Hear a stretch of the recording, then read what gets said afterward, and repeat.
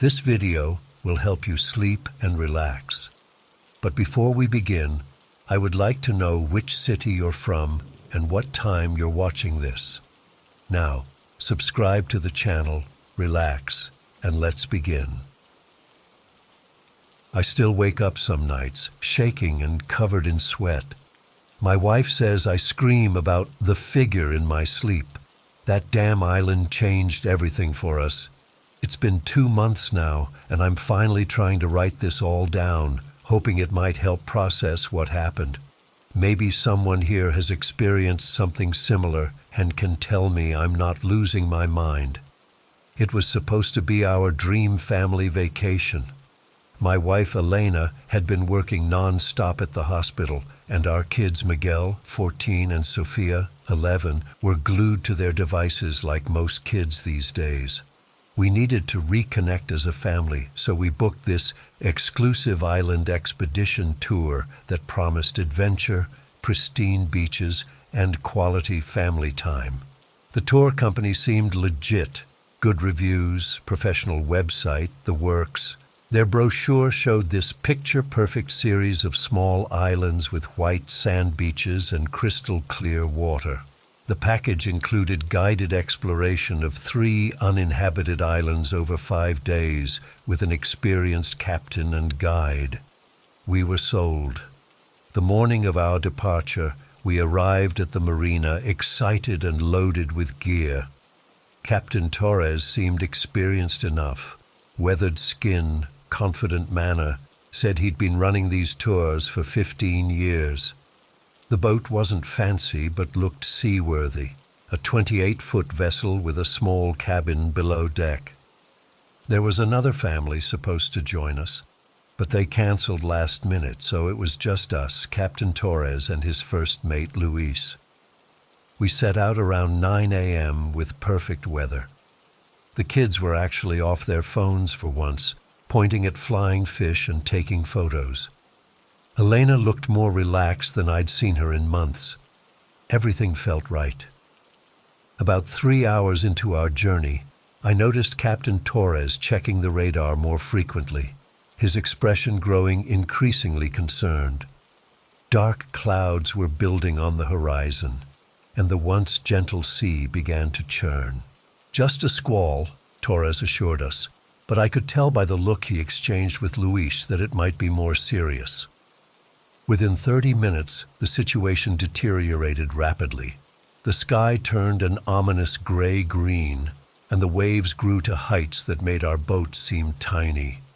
I've been on rough water before, but nothing like this.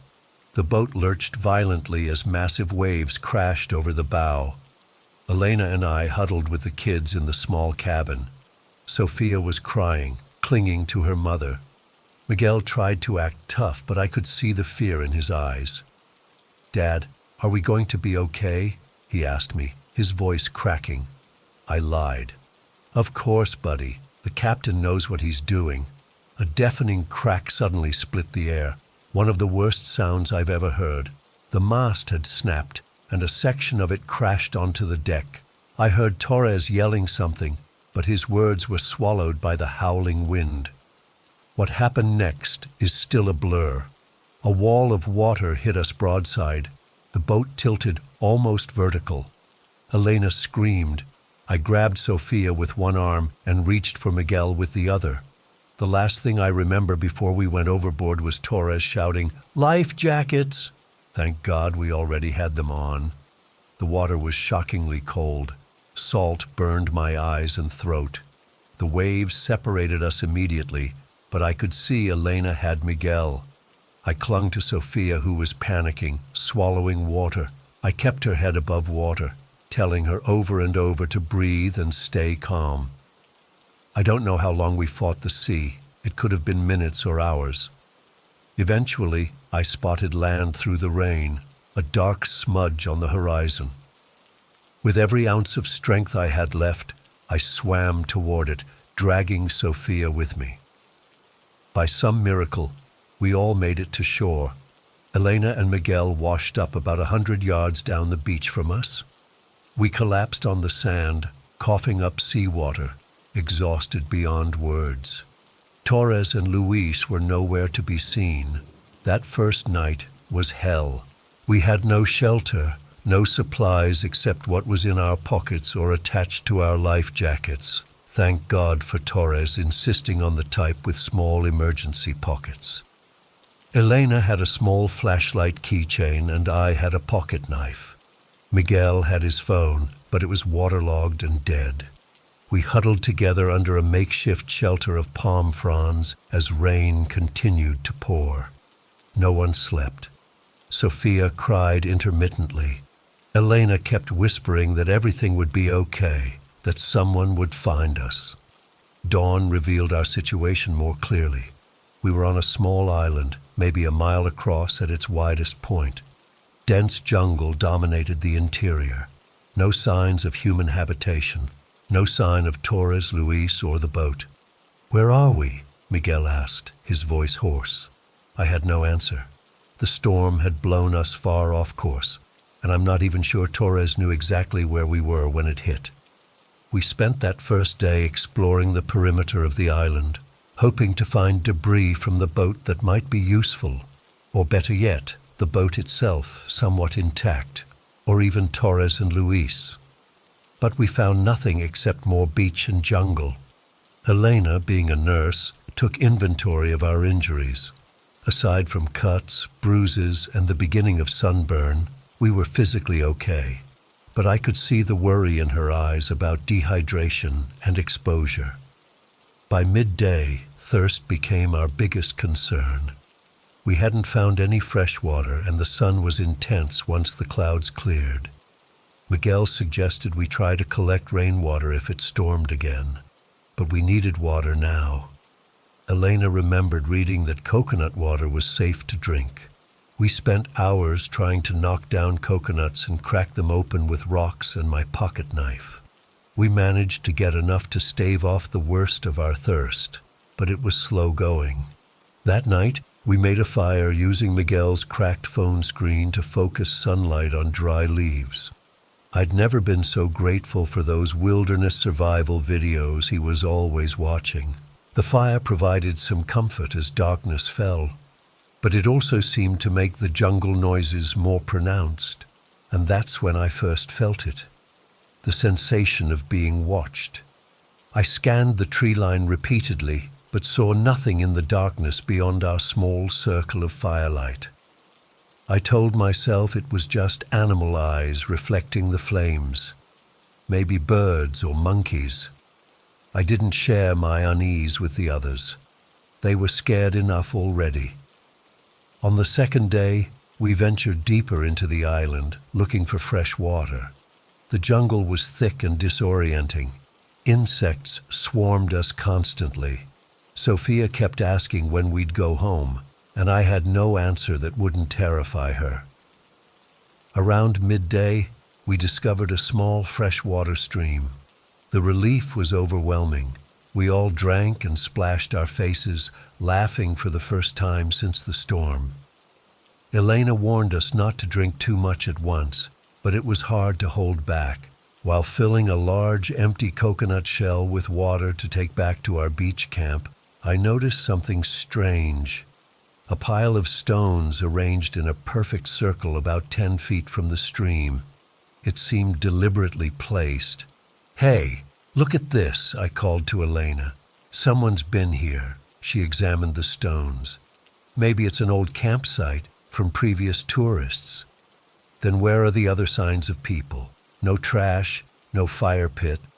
Miguel approached the stone circle cautiously. "Dad, these look fresh. The dirt underneath is still dark." A chill ran through me despite the heat. I scanned the jungle around us but saw nothing unusual. Still, that feeling of being observed intensified. "Let's head back to the beach," I said, trying to keep my voice casual. "We'll bring water and look for more food along the way." As we turned to leave, Sophia suddenly froze. "Did you hear that?" she whispered. We all went silent, listening. At first, I heard nothing but the usual jungle sounds, insects buzzing, distant bird calls. Then I caught it. a faint sound like sticks breaking, moving away from us deeper into the jungle. "Probably just an animal," I said, but I didn't believe it. The way the sounds moved, deliberate, careful, seemed too calculated. We hurried back to the beach, where we felt more exposed, but somehow safer. That night around the fire, no one mentioned what we'd heard or the stone circle, but I noticed everyone scanning the tree line more frequently. The third day was when things got truly terrifying. We'd established a routine by then: collect water, gather what food we could find, mostly coconuts and some small fruit Miguel identified as safe, maintain a signal fire with green leaves to create smoke, and take turns watching the horizon for boats. Around midday, while Elena and the kids were napping in the shade, I walked further down the beach to collect more driftwood for our fire. That's when I saw the footprints. They weren't ours. These were barefoot prints, larger than any of our feet, emerging from the jungle, crossing the beach, and disappearing into the water. They looked fresh, the edges still sharp in the sand. My heart pounding, I followed the prints back to where they emerged from the jungle. The dense vegetation showed no obvious path, but when I looked closely, I could see subtle signs of passage: bent leaves, disturbed ground. I stood there frozen, unsure what to do. Call out? What if whoever made these prints wasn't friendly? But if there was someone else on the island, they might have supplies or know how to signal for help. Before I could decide, I heard Elena calling my name. I hurried back, deliberating whether to tell her about the footprints. When I returned, the looks on their faces told me something was wrong. "Someone's been in our camp," Elena said quietly, her arm around Sophia, who was trembling. "What do you mean?" I asked, though I already knew. "Our things were moved," Miguel explained.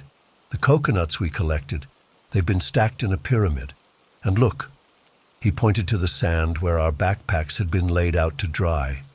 They now formed a perfect straight line, arranged by size. "Maybe it was the wind," I suggested weakly. Elena gave me a look. "Carlos, someone is here with us." I told them about the footprints then. We decided to move our camp to a more open area of the beach, where we could see in all directions. No one slept that night. We kept the fire blazing and took turns watching, though what exactly we were watching for, I wasn't sure. I held my pocket knife tightly, knowing how useless it would be against any real threat. The night passed without incident, but morning brought a new discovery that chilled me to the bone. About 20 yards from our camp, perfectly centered on the beach, was a large symbol drawn in the sand. It looked like a spiral with strange markings around it. It definitely wasn't there the previous evening. "We need to get off this island," Elena whispered. "Now." We spent the entire fourth day on the beach maintaining a massive signal fire and scanning the horizon desperately for any sign of boats.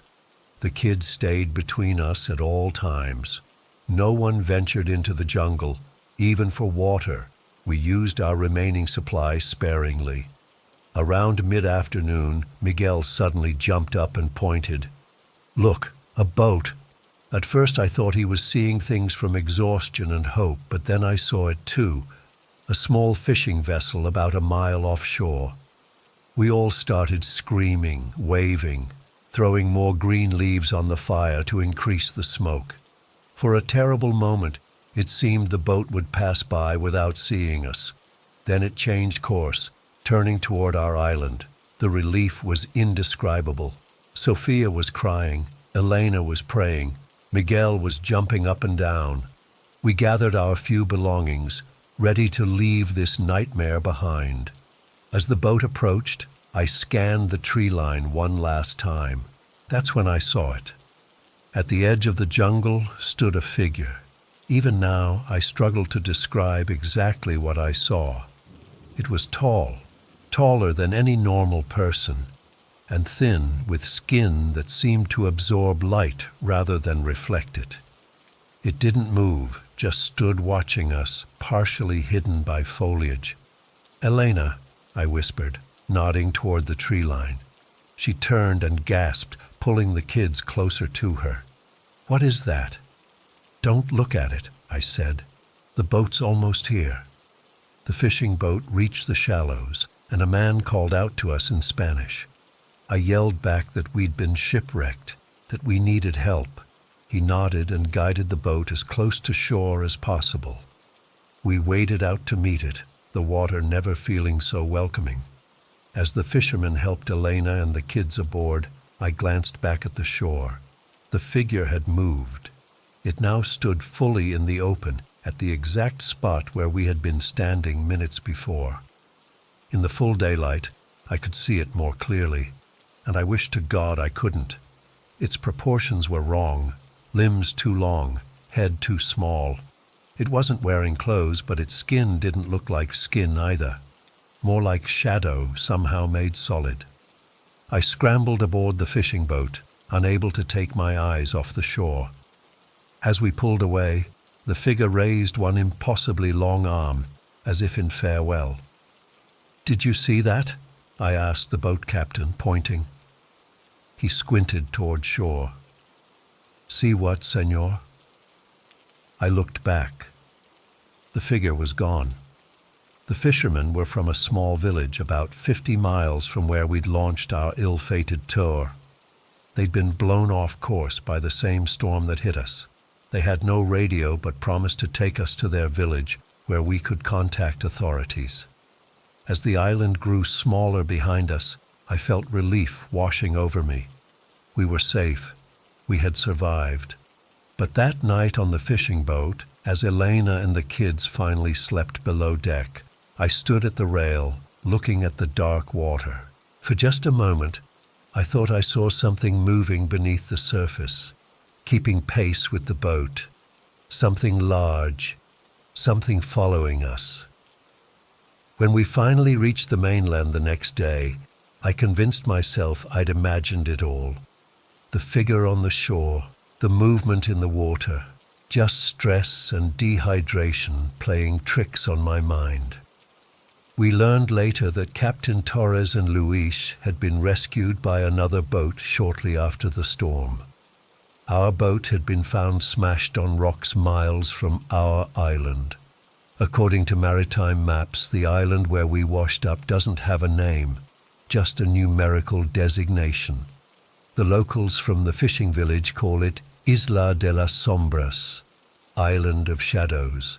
When I asked why, they just crossed themselves and changed the subject. We've been home for 2 months now. Life has mostly returned to normal. But sometimes I wake at night feeling watched. And twice now, Miguel has found small stone circles arranged on our back patio in the morning. No one comes to our house at night. Our security cameras show nothing. I don't know what was on that island with us. I don't know if it's still there or if it somehow followed us home. All I know is that we weren't alone then, and I'm not sure we're alone now.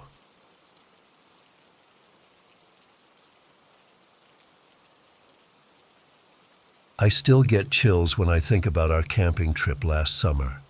It was supposed to be a fun weekend getaway. Just me, Chris, my girlfriend Sarah, and our friends Jessica and Tyler. We'd been planning it for months, researching remote spots where we could really disconnect from civilization and enjoy nature without crowds of tourists ruining the experience. Jessica found this perfect spot in the Ozarks, about 4 hours from where we live. It wasn't on any official campground maps. She'd seen it mentioned in some obscure hiking forum where people shared hidden gems. The photos looked amazing. Dense forest, a small creek nearby, and complete isolation. Exactly what we wanted. We packed up Tyler's SUV early Saturday morning. The trunk was stuffed with our tents, sleeping bags, cooler full of food and beer, and all the typical camping gear. The drive was actually really nice. We played road trip games, shared stories, and got increasingly excited as the GPS took us further from highways onto progressively smaller roads. The last turn was onto this narrow dirt path that didn't even have a proper name. Just unmarked road on Google Maps.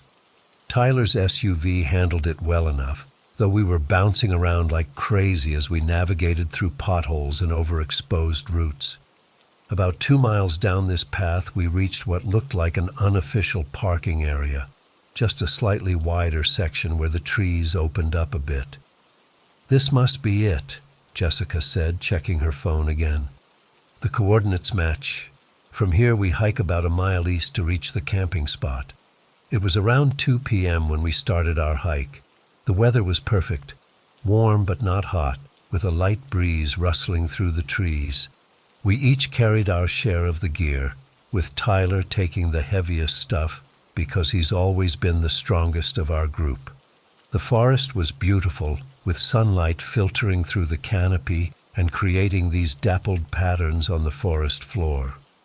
Birds were chirping, and occasionally we'd spot a squirrel darting up a tree. But something felt off. I couldn't put my finger on it at first. The forest was peaceful enough, but there was this underlying tension I couldn't shake. Like when you're alone in a house at night and suddenly think you hear a noise, that hyper-awareness that makes the hairs on your neck stand up. I initially dismissed it as my imagination. We were city people in an unfamiliar wilderness. Of course, I'd feel a little on edge. But then I noticed Sarah kept looking over her shoulder. "You okay?" I asked her quietly as we walked side by side. "Yeah, just... Do you feel like we're being watched?" she whispered back. That's when I realized I wasn't the only one sensing it. I glanced at Jessica and Tyler walking ahead of us, but they seemed fine, pointing out interesting plants and laughing together. About 40 minutes into our hike, we reached a small clearing that looked perfect for camping. There was even a crude fire pit made of stones, suggesting others had camped here before. Jessica was practically bouncing with excitement. "This is it! Isn't it perfect?" she said, dropping her backpack on the ground. We started setting up camp right away. Tyler and I worked on pitching the tents while the girls gathered kindling for a fire later. Despite the beautiful surroundings, that unsettling feeling persisted. Several times I caught myself scanning the tree line, expecting to see someone standing there watching us. But there was never anyone visible. By 4 p.m. we had everything set up. 2 tents, camping chairs around the fire pit, and our food stored safely in bear-proof containers. We decided to explore the area a bit before darkness fell. The forum post mentioned a small waterfall about half a mile from here, Jessica said, checking the crude map she'd drawn based on the online instructions. "Should we check it out?" We all agreed and set off with just water bottles and a small first aid kit. The path wasn't well defined, more like an animal trail that wound through the increasingly dense forest. The trees seemed to close in around us, blocking more of the sunlight. The temperature dropped noticeably. We'd been walking for maybe 20 minutes when Tyler stopped suddenly, holding up his hand. "Did you hear that?" he asked, his voice barely above a whisper. We all froze, straining to listen. At first I heard nothing beyond the rustle of leaves and distant bird calls. Then I caught it. A faint sound of branches breaking, like someone stepping on dead wood. Then another and another, deliberate footsteps circling around us. "Hello?" Jessica called out. "Is someone there?" Silence. "Probably just a deer," Tyler said, but I could tell from his tone he didn't believe it. We pressed on, but now we were all on edge. Sarah gripped my hand tightly, and I could feel her palm was slick with sweat despite the cool air. The strange noises continued intermittently, always just out of sight, always stopping when we stopped. We never found the waterfall. After another 15 minutes of increasingly tense hiking, Jessica admitted she might have misunderstood the directions. We decided to head back to camp, all of us secretly relieved to have an excuse to return.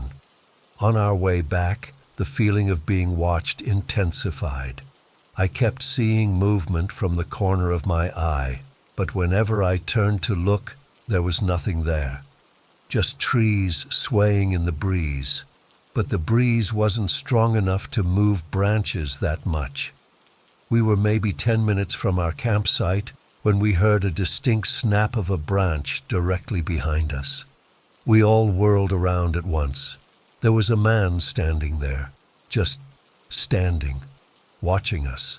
He wore dirty jeans and a flannel shirt that had seen better days. His beard was unkempt, and his eyes, God, his eyes were cold, empty, like looking into a predator's eyes. "You're trespassing," he said. His voice was rough, like he didn't use it much. Tyler, always the diplomat, stepped forward with his hands raised slightly. "Hey man, we didn't know. We found this spot online." "Not public land," the man interrupted. "Private property. You need to leave." "We'll pack up right away," I said, trying to defuse the situation. "Sorry for the misunderstanding." The man just stared at us, unblinking. Then, without warning, he turned and disappeared into the trees. We stood there for a few seconds, frozen in place. Then we practically ran back to our campsite. "What the actual fuck?" Jessica whispered when we reached our tents. "The forum post specifically said this was public land." "Maybe they were wrong," Sarah suggested, her voice trembling slightly. "Either way, we should go. That guy gave me serious creeps." Tyler shook his head. "It's almost 5:30 now. By the time we pack up and hike back to the car, it'll be getting dark. We'd have to drive down that sketchy road in the dark." He had a point. None of us liked the idea of trying to navigate that treacherous dirt path after sunset. "Maybe we should just stay the night and leave first thing tomorrow," I suggested reluctantly. "That guy probably won't bother us again now that he's warned us." We debated for a few minutes, but ultimately decided to stay. In retrospect, that was our first major mistake. Our second was thinking there was just one of them. We started a small fire as the sun began to set, but the usual joy of camping was gone. We spoke in hushed voices, constantly scanning the darkening forest around us. No one suggested ghost stories or breaking out the beers we'd brought. We just sat tensely, jumping at every natural sound from the woods. Around 8 p.m., the sun was fully down, and our fire cast eerie, dancing shadows across our little clearing. Sarah was the first to notice. "Guys," she whispered, her fingers digging into my arm. "Look." At the edge of our campsite, just beyond the reach of our firelight, stood 3 figures. One was the man we'd seen earlier. The other 2 were similarly dressed, worn flannel, dirty jeans, unkempt beards. One held what looked like a hunting knife, casually turning it in his hands so the blade caught the firelight. Tyler stood up slowly. "Hey there, we're planning to leave first thing in the morning. We don't want any trouble." The man from earlier, clearly the leader, stepped forward. The firelight illuminated his face, and I could now see a long scar running down his cheek. "This ain't public land," he repeated. "This is caretaker land, has been for generations." "We didn't know," Jessica said, her voice surprisingly steady. "We'll be gone by sunrise, I promise." The man with the knife spat on the ground. City folks thinking they can go wherever they please, take whatever they want. The third man, who hadn't spoken yet, moved to the side, positioning himself so he was partially behind us. My heart was hammering in my chest. They were boxing us in. "Look," Tyler tried again. "We're sorry for the misunderstanding. Shut up," the leader snapped. "You know what we do to trespassers around here?" Without warning, he lunged forward and shoved Tyler hard. Tyler stumbled backward, tripping over one of our camping chairs and falling heavily to the ground. Sarah screamed. Jessica grabbed her arm, pulling her closer. The leader stood over Tyler, his face twisted with a hate that seemed completely disproportionate to our offense. "We teach them respect," he growled. I stepped forward, adrenaline surging through me. "Back off," I said, my voice sounding braver than I felt. The man with the knife laughed, a harsh, grating sound. "Look at the city boy, trying to be tough."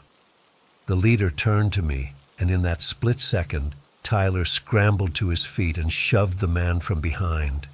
The leader stumbled forward, nearly falling into the fire. When he regained his balance, his face was contorted with rage. "You're dead," he snarled. Everything happened so fast after that. The three men rushed us at once. The leader tackled me to the ground, his weight knocking the breath from my lungs. I could hear Sarah screaming, Jessica yelling for help, the sounds of a struggle as Tyler fought with the other two men. I managed to get my arm free and punched the leader in the jaw. His head snapped back, and I used the moment to push him off me. I scrambled to my feet just in time to see the man with the knife slash at Tyler, who barely dodged the blade. Sarah had grabbed a burning branch from the fire and was swinging it wildly, keeping the third man at bay. Jessica was frantically digging through her backpack, looking for what? I didn't know. "Run!" Tyler shouted, ducking another knife swipe. "Into the woods, now!" The leader was getting to his feet.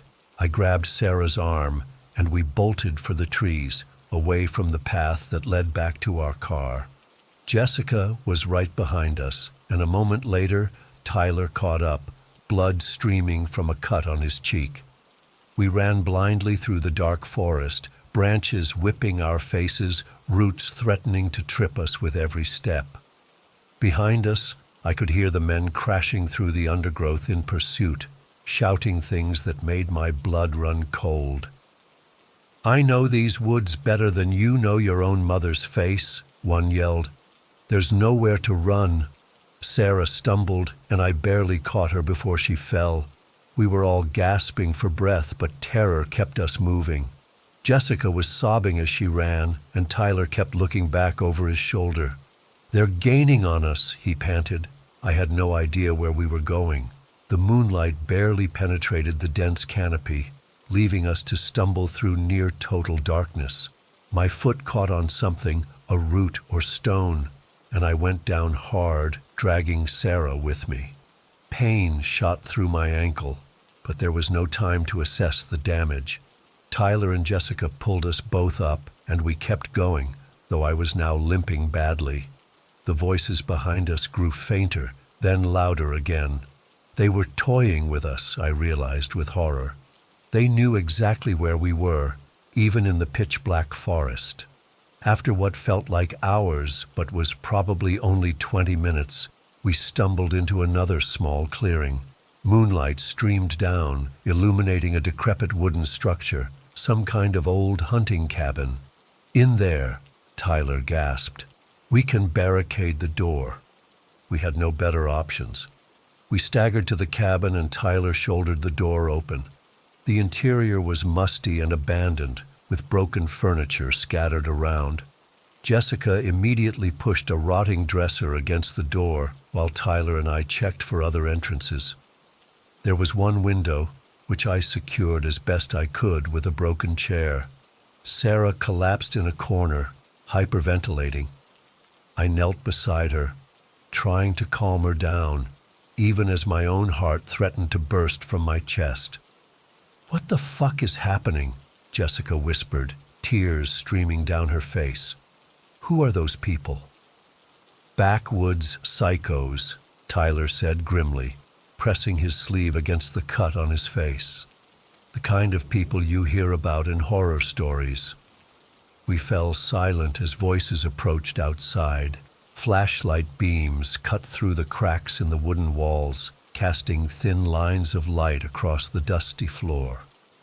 "We know you're in there," the leader's voice called.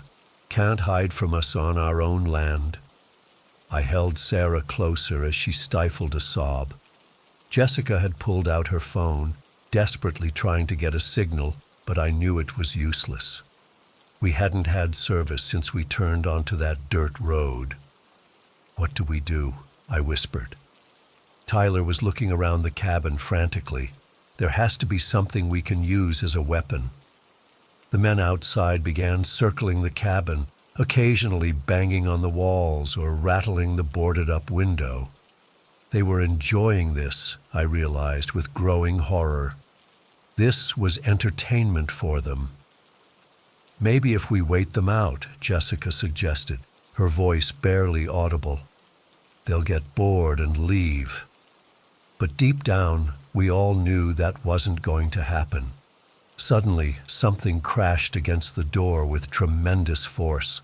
The dresser we'd used as a barricade shifted several inches. Sarah screamed, and Jessica scrambled backward. Another crash, and the dresser moved further. One more hit would probably break through. Tyler had found a rusty fire poker in the corner and was gripping it like a baseball bat. I looked around desperately and grabbed a broken chair leg. It wasn't much, but it was better than nothing. The third crash sent the dresser toppling over. The door flew open, and the leader stood there, silhouetted against the moonlight, a twisted smile visible on his scarred face. "Found you," he said. What happened next is still a blur. Tyler swung the poker with all his might, catching the leader across the shoulder. The man howled in pain, but didn't go down. The other two rushed in behind him. I swung my makeshift weapon at the knife wielder, connecting with his arm. The knife clattered to the floor. Sarah had found a piece of broken glass and slashed wildly at the third man as he approached her. Jessica was screaming, throwing anything she could get her hands on: pieces of broken furniture, old books, a dented metal cup. It was chaos, a desperate, terrified struggle for survival. I took a heavy punch to the stomach that doubled me over, then another to the jaw that sent me sprawling. Through watering eyes, I saw Tyler still fighting, blood now streaming from his nose as well as his cheek. The knife wielder had retrieved his weapon and was advancing on Sarah, who was backed against the wall, the piece of glass trembling in her hand. Something in me snapped. I lunged forward from the floor, tackling the man's legs and bringing him down hard. We grappled on the filthy cabin floor, his knife hand pinned under my knee. His free hand found my throat, squeezing with surprising strength. Spots danced before my eyes as I gasped for breath. I was dimly aware of the continuing struggle around me. Jessica screaming Tyler's name, Sarah sobbing, the leader's cruel laughter. Just as my vision began to tunnel, the pressure on my throat suddenly released. The knife wielder had gone limp beneath me. I rolled off him, coughing and gasping, to see Sarah standing over us, a bloody rock in her hand. She'd hit him from behind. "Chris! Sarah! Come on!" Tyler was shouting from the doorway. He'd somehow fought his way past the leader, who was now kneeling on the floor, clutching his bloodied head. Jessica was already outside. Sarah grabbed my arm, hauling me to my feet, and we stumbled toward the door. The third man tried to intercept us, but Tyler swung the poker again, connecting with the man's knee. A sickening crack echoed through the cabin, followed by a howl of pain. We burst out of the cabin into the moonlight. Jessica was pointing frantically to our right. "I think the campsite is that way." We ran again, my ankles screaming in protest with every step. Behind us, I could hear the leader's voice, now high and unhinged. "You're dead, all of you, dead!" We crashed through the forest, using the moonlight whenever we could find breaks in the canopy. After about 10 minutes of desperate flight, the trees started to look familiar. "There!" Jessica gasped, pointing ahead. "I can see the firelight." Our campfire was still burning. casting an orange glow that guided us home like a beacon. We burst into the clearing, all of us bloody, bruised, and gasping for breath. "Grab essential stuff only," Tyler commanded between heaving breaths. "We're getting out of here now."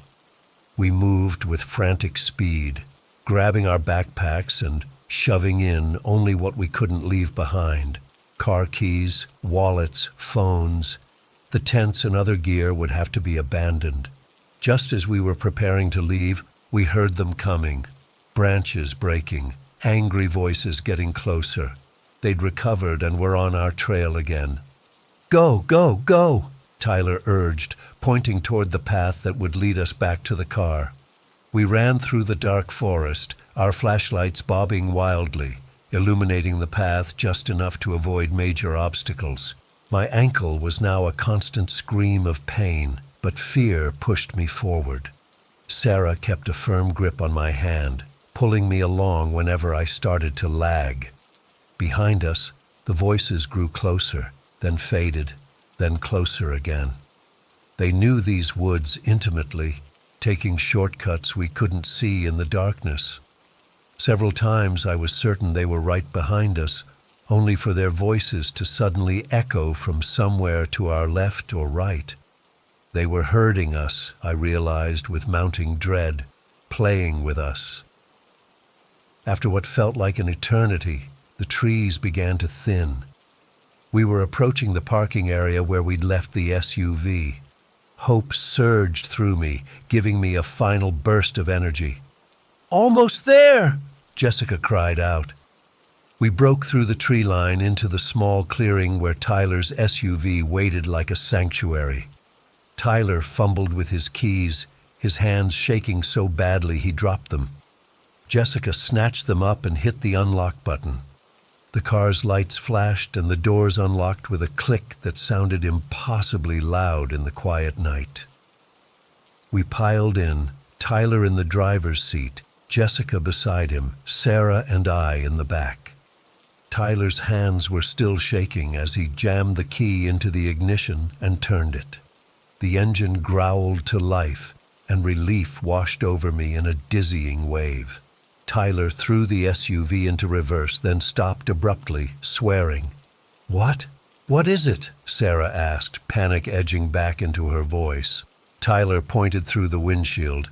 In the headlights stood the leader, his face a mask of blood and dirt, eyes reflecting the light like an animal's. In his hand was the hunting knife, taken from his companion. For a moment, no one moved. We stared at him, and he stared back, a smile slowly spreading across his face. Then, deliberately, he raised the knife and pointed it at us, drawing it slowly across his throat in a slashing motion. Tyler gunned the engine, the SUV lurching backward. The leader didn't move, just watched us with that terrible smile. We spun around in a spray of dirt and leaves, and then we were bouncing down that awful dirt road, tree branches scraping against the sides of the vehicle. No one spoke. We were all too terrified, too focused on the road ahead and what might be following behind. Tyler drove like a man possessed, navigating the treacherous path far faster than was safe. The SUV bucked and slid, but somehow he kept it on the road. When we finally reached the main highway, the sun was just beginning to lighten the eastern sky. Only then did Tyler slow down, his knuckles white on the steering wheel. "Is everyone okay?" he asked, his voice hoarse. No one was okay. Jessica had a deep bruise forming on her cheek. Tyler's face was a bloody mess from multiple cuts. My ankle was swollen to twice its normal size, and Sarah had glass cuts on her hands from the makeshift weapon she'd used. But we were alive. Somehow, we were alive. We drove straight to the nearest hospital, about an hour away. In the ER, we told the staff we'd been attacked while camping, but we were vague about the details. Something told me those men had connections in the area, and the last thing we needed was for them to find out where we lived. The police came and took statements, but I could tell they didn't quite believe our story. Or maybe they did, and they just didn't care. Caretaker land, the leader had called it. Maybe everyone local knew to stay away from there. It's been 8 months since that night. I still wake up in a cold sweat, hearing those voices in the darkness, feeling those hands at my throat. Sarah and I broke up 2 months after it happened. Neither of us could look at each other without remembering. Tyler has a scar on his cheek now, a permanent reminder. Jessica refuses to talk about it at all. I've searched online for information about that area, about people called caretakers living in those woods. There's nothing official, just vague forum posts warning people to stay away from certain parts of the Ozarks, posts that get deleted within days of appearing. Sometimes I wonder if they've done this before, if other groups of friends have stumbled onto caretaker land and never made it out. I wonder if they're still there, watching the forest, waiting for the next unsuspecting campers to wander into their territory. I'll never go camping again, not anywhere remote, not anywhere I can't see a highway or hear the sounds of civilization, because now I know what waits in the deep woods, where the law doesn't reach and where generations of hatred for outsiders has festered into something monstrous. And sometimes, in my darkest moments, I wonder if they followed us home. If someday I'll look up and see that scarred face watching me from across a crowded street, that knife catching the sunlight as he points it toward me, drawing it slowly across his throat in a promise.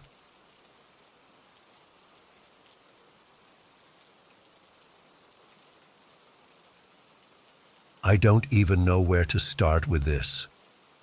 It's been 3 weeks since I got back, and I still wake up in cold sweats every night. I've barely told anyone about what happened. Who would believe me anyway? But I need to get this out somewhere, and maybe someone here has experienced something similar. I had been working 70-hour weeks for almost a year straight. My boss kept promising a break, but projects just piled up one after another. When I finally put my foot down and demanded vacation time, I decided to go all out.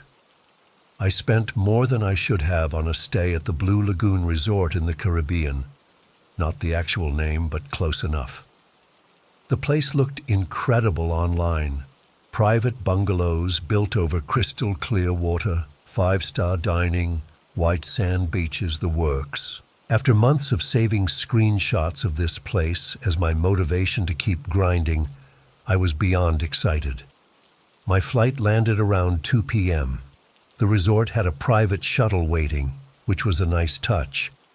The driver barely spoke, just nodded when I confirmed my name. That should have been my first clue something was off, but I chalked it up to a language barrier.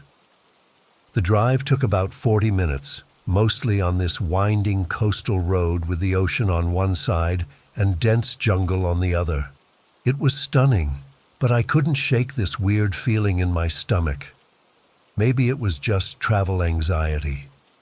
When we pulled up to the resort entrance, it looked almost exactly like the photos.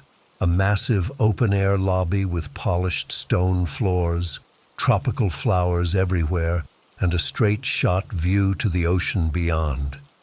But something felt wrong. The place was weirdly quiet for mid-afternoon at a resort. There were a few other guests milling around, but they all seemed subdued, like they were moving through molasses. The front desk staff greeted me with these wide, practiced smiles that didn't reach their eyes. The woman checking me in maintained eye contact for way too long while processing my reservation, to the point where I had to look away. Her eyes were just empty, cold. When she handed me my room key, her fingers brushed against mine, and I swear to God they were ice cold despite the 85-degree heat and humidity. "We hope you enjoy your stay, Mr. Morgan," she said. "The weather forecast is perfect for your visit." That was another weird thing. Everyone called me Morgan like it was my last name. It's actually my first name, but I didn't bother correcting them. A bellhop took my luggage and led me to my bungalow. It was one of the overwater ones I'd been drooling over online. The walkway stretched out over the lagoon, with maybe 20 individual bungalows branching off from it. Mine was near the end. The whole time we walked, the bellhop didn't say a single word, and I'm not exaggerating. I tried making small talk about the weather, the resort, anything, and he just nodded or shrugged. When we reached my bungalow, he opened the door, set my suitcase inside, and left without waiting for a tip or saying goodbye. I stood there for a second, feeling unsettled, but then I stepped inside and momentarily forgot my concerns. The room was gorgeous. Floor-to-ceiling windows facing the ocean, a king-sized bed with crisp white linens, a private deck with steps leading directly into the water. There was even a glass panel in the floor, so you could see fish swimming beneath the bungalow. I immediately took some photos to send to my friends, but noticed I had almost no cell service, just one bar that kept disappearing. I decided to unpack and then explore the resort. As I was hanging up some shirts, I heard the resort's PA system crackle to life. Attention guests, this is a weather advisory. We have received information that Tropical Storm Elena has changed course and may affect our region within the next 24 hours. Management assures all guests that our facilities are hurricane rated and completely safe. We will provide updates as they become available. Thank you. I paused, halfway through unpacking. A hurricane? That definitely wasn't in the forecast when I checked before leaving. I tried pulling up a weather app on my phone, but with the spotty service, nothing would load. I figured I'd ask at the front desk later and continued unpacking. Around 5 p.m., I headed to the main building for dinner. The sky had darkened considerably, and the wind had picked up. The water in the lagoon, which had been placid earlier, now had small whitecaps. As I walked along the pathway, I passed a resort employee. I tried asking about the storm, but he just smiled, that same empty smile, and said, "Nothing to worry about, sir. We are prepared for all conditions." The dining room was half empty. The few guests present were eating quietly, barely talking. The whole vibe was off. I sat alone at a table by the window where I could see the approaching storm. Dark clouds had completely covered the sky, and rain was starting to fall in sheets. I ordered a steak and a whiskey, hoping to calm my nerves. While waiting for my food, I overheard a conversation at the next table. An older couple was speaking with someone who appeared to be a manager. "Been through hurricanes before," the man was saying. "This doesn't look like a tropical storm. We should be evacuating." The manager's response chilled me. "The resort has protocols for these situations, sir. All guests must remain on property, for safety reasons." "But," the woman started. "For safety reasons," the manager repeated firmly. "Please enjoy your dinner." My appetite vanished. Something was very wrong here. I downed my whiskey and left my untouched steak, heading back to my bungalow as the rain intensified. The walkway swayed slightly with the wind, and I had to grip the railing to keep steady. By the time I reached my room, I was soaked through. The storm was ramping up fast. Rain lashed against the windows, and the wind howled around the corners of the bungalow. I tried the TV, hoping for weather updates, but all the channels were showing the same resort promotional video on loop. My phone still had no service. Around 9 p.m., the lights flickered once, twice, and then went out completely. I waited for the emergency generators to kick in, but nothing happened. The darkness was absolute, no lights visible from the main building. No safety lights along the walkways, nothing. Just pitch black, with the sounds of the storm raging outside. I fumbled for my phone to use as a flashlight. The battery was at 60%, so I needed to be careful. I shined it around the room, trying to get my bearings. Rain was now coming in under the balcony door, forming a puddle on the floor. The windows rattled violently, and I wasn't sure how long they would hold. That's when I heard it, a scratching sound at the window. At first I thought it was a tree branch or debris from the storm, but there were no trees near the overwater bungalows. I froze, my flashlight pointed at the floor, afraid to look up. The scratching continued, more deliberately now.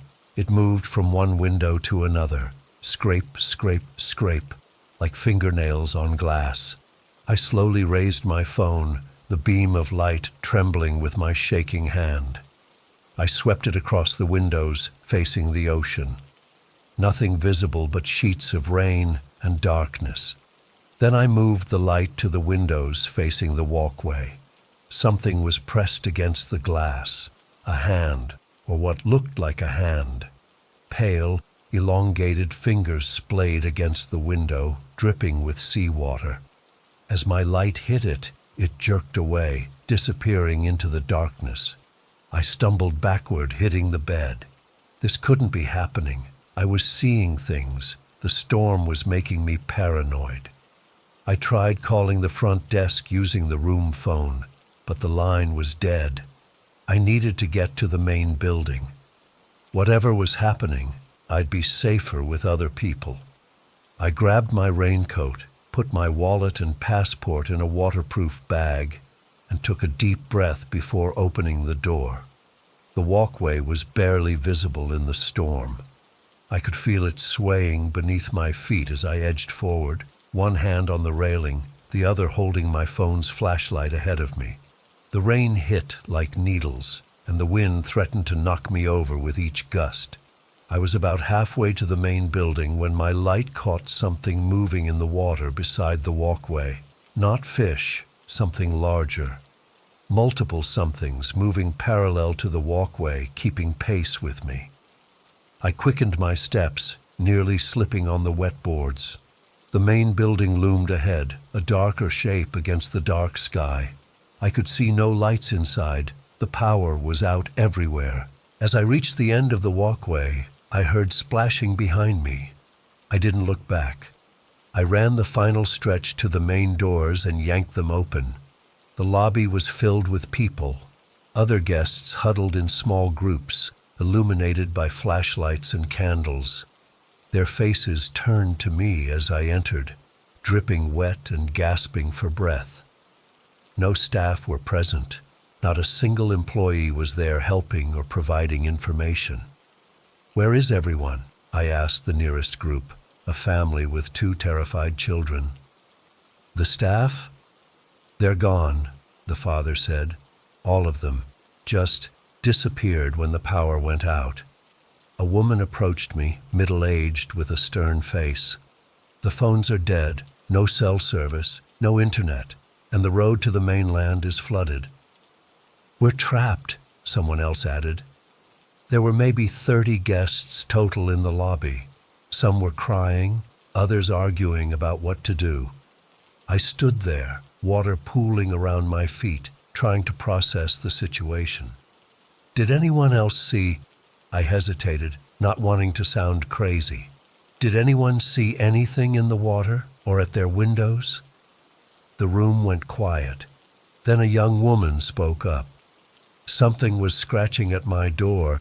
I thought it was someone trying to help, but when I looked through the peephole..." She trailed off, shuddering. "What?" I pressed. "What did you see?" "It wasn't human," she whispered. "Not entirely." Murmurs spread through the group. Others started sharing. Glimpses of pale figures moving through the rain, faces watching from the water, scratching at doors and windows. "We need to barricade the doors," someone suggested, and people immediately began moving furniture, pushing heavy couches and tables against the main entrances. I helped drag a reception desk against a side door, my mind racing. What the hell was happening? Was this some kind of mass hallucination brought on by storm anxiety? Or was something actually out there? We finished securing the doors and gathered in the center of the lobby. Some people had found emergency supplies, bottled water, granola bars, first aid kits. We distributed them and tried to form a plan. "We wait until morning," an older man said decisively. "The storm should pass by then, and we can find help." Most agreed, though no one seemed optimistic. I found a spot against a wall and sat down, trying to conserve my phone battery. The wind outside had reached a deafening howl, and the building creaked and groaned under its force. Around midnight, the scratching began again, at every door, every window, all around the building. Constant, insistent.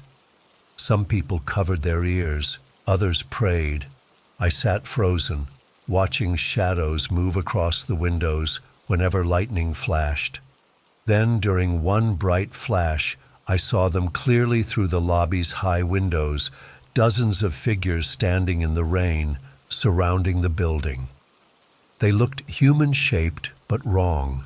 Too tall, too thin, with oversized hands and featureless faces except for their eyes, which reflected the lightning like animals' eyes do. Some were pressed against the glass, those long fingers splayed out, leaving smears of something dark and viscous. "Oh God," someone beside me whispered. They'd seen it too. The scratching intensified, now accompanied by a low, keening sound that might have been the wind, but felt deliberately directed at us. The windows began to vibrate with it. Then came the first crack. A window near the ceiling splintered under pressure. Water immediately began to seep through, but it wasn't just rainwater. It was darker, thicker. "We can't stay here," I said, my voice sounding strange to my own ears. "They're getting in." Panic erupted. People grabbed what supplies they could. Someone mentioned the resort vehicles in the staff parking area. If we could reach them, maybe we could escape. "The kitchen," a woman suggested. "There's a service exit that leads to the back of the property." We moved as a group, following her through the darkened hallways to the restaurant kitchen. Flashlight beams bounced wildly off stainless steel surfaces. Outside, the storm raged on, but the scratching had stopped. That was somehow worse. It meant they were moving, repositioning. The service door was locked. A man tried to break it open with a fire extinguisher, but the metal door wouldn't budge. We were searching for another way out when we heard it. A wet, slithering sound coming from the dining room we'd just passed through. They were inside. "The freezer," someone hissed. "Hide in the freezer." It was a massive walk-in freezer, and without power, it wasn't cold anymore. We crammed inside, all 30 or so of us, and pulled the heavy door nearly shut, leaving just a crack to watch through. I found myself at the front, eye pressed to the opening. The kitchen remained dark and silent for several minutes. Then something moved into view, a tall, thin figure dripping with that dark liquid. It moved wrong, like its joints bent in too many places. It paused, its head swiveling slowly as if sensing the air. More figures entered behind it. They began touching everything, the counters, the utensils, the stoves, leaving dark smears, exploring, learning. One approached the freezer door. I held my breath, my heart hammering so loudly I was certain it would hear. It placed its hand on the door, just inches from my eye. Its skin was pale and pruned, like it had been underwater for days, but moved with horrible fluidity. Then it leaned closer, and I saw its eyes. Not human eyes, but milky orbs with pinprick pupils that dilated as they adjusted to the darkness. It knew we were here. I stumbled back, bumping into others. The door began to open slowly. Suddenly, a crash came from elsewhere in the building, something heavy falling. The creature's head snapped toward the sound. It let go of the door and glided out of the kitchen, the others following. We waited, barely breathing, for what felt like hours. The storm continued outside, but the sounds of movement inside the building eventually faded. Dawn was approaching. We could see faint gray light through the kitchen's small windows. "We need to make a run for it," I whispered. "The staff parking lot. If we can find keys, we might get out of here." No one had better ideas. We gathered what makeshift weapons we could, knives, heavy pans, anything that might help. Then we moved out, staying close together. The main building was in shambles. The storm had broken more windows, and seawater mixed with that dark substance covered the floors. But the creatures were gone, or at least not visible. We reached a staff door marked "Employees Only" and pushed through into a narrow hallway that led to a back exit. Outside was a small parking area with several utility vehicles and 2 SUVs with the resort logo. Incredibly, keys hung on a board just inside the door. The storm had weakened, but was still dangerous. Rain fell in sheets, and the wind whipped debris around us. But nothing moved in the water surrounding the resort, and no pale figures stood watching. We piled into the vehicles, cramming in tightly. I ended up driving one of the SUVs with 8 other people inside. The ignition caught on the first try, and I nearly cried with relief. The access road was partially flooded but passable. We drove slowly, headlights cutting through the pre-dawn gloom, everyone silent with tension. Behind us, the resort disappeared into the storm. After about a mile, we reached higher ground, and the flooding subsided. An hour later, we reached a small town on the mainland. People spilled out of the vehicles, some sobbing with relief, others still dazed with shock. We found a police station and tried to explain what had happened, but even as I spoke, I knew how it sounded. Mass hysteria triggered by the storm, nothing more. They took our statements and arranged temporary shelter at a local school.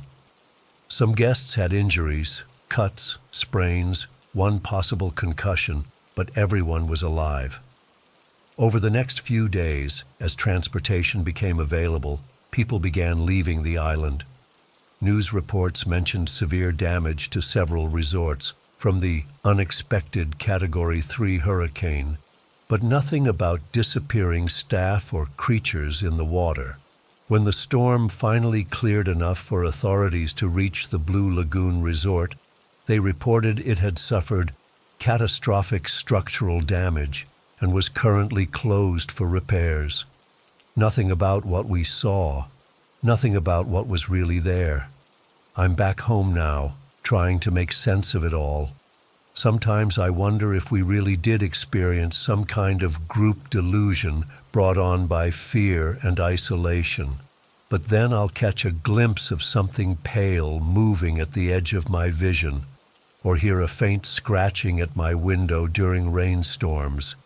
And I know they found us, they followed us, and they're learning.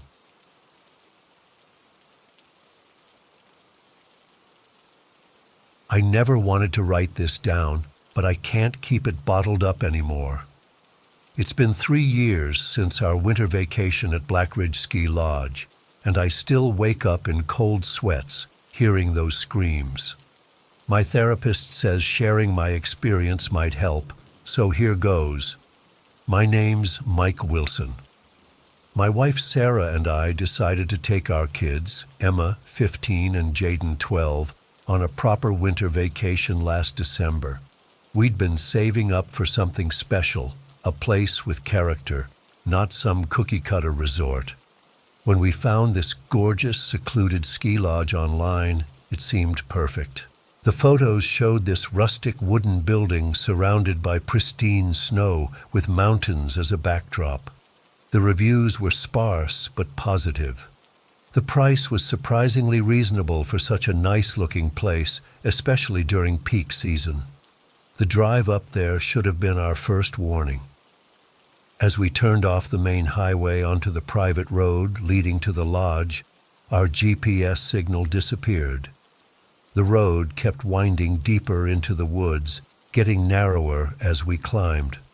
Sarah kept saying, "Are you sure this is right?" I wasn't, but I kept driving. What should have been a 20-minute drive from the turnoff stretched to nearly an hour. When we finally arrived, the sun was setting behind the mountains. The lodge looked exactly like the photos, a 3-story wooden structure with large windows and a steep roof. But something felt off. Maybe it was how silent everything was. No birds, no wind rustling through trees, just dead silence. Emma noticed it too. "It's so quiet here," she whispered, like she was afraid to break it. The caretaker, an older man named Carl, met us in the driveway. He barely spoke, just handed us the keys, pointed out where the generator was in case of power outages, and left in his truck. Before he drove away, he said something that struck me as odd. "Don't wander after dark. The woods get confusing." Inside, the lodge was beautiful but cold, not just temperature-wise. The great room had high ceilings with exposed beams, a massive stone fireplace, and windows overlooking the snow-covered valley. The furniture was nice but dated, with that musty smell old cabins get. I cranked up the heating while Sarah started unpacking our groceries. The kids picked their rooms upstairs, and Sarah and I took the master bedroom on the main floor. I remember thinking the layout was strange. Some hallways seemed to lead nowhere, and there were doors that stayed locked despite us having what Carl had called the master set of keys. That first evening we were all excited. We made hot chocolate, played board games by the fireplace, and planned our skiing activities for the next day. Around 9 p.m., we were sitting around the fire when I first noticed something weird with the shadows on the wall. The fire was the only light source in the room, but the shadows it cast didn't match our movements. I saw what looked like a fifth shadow moving along the wall, taller, thinner than any of us. When I stared at it, it stopped moving. Sarah asked what I was looking at, and when I turned back, the shadow was gone.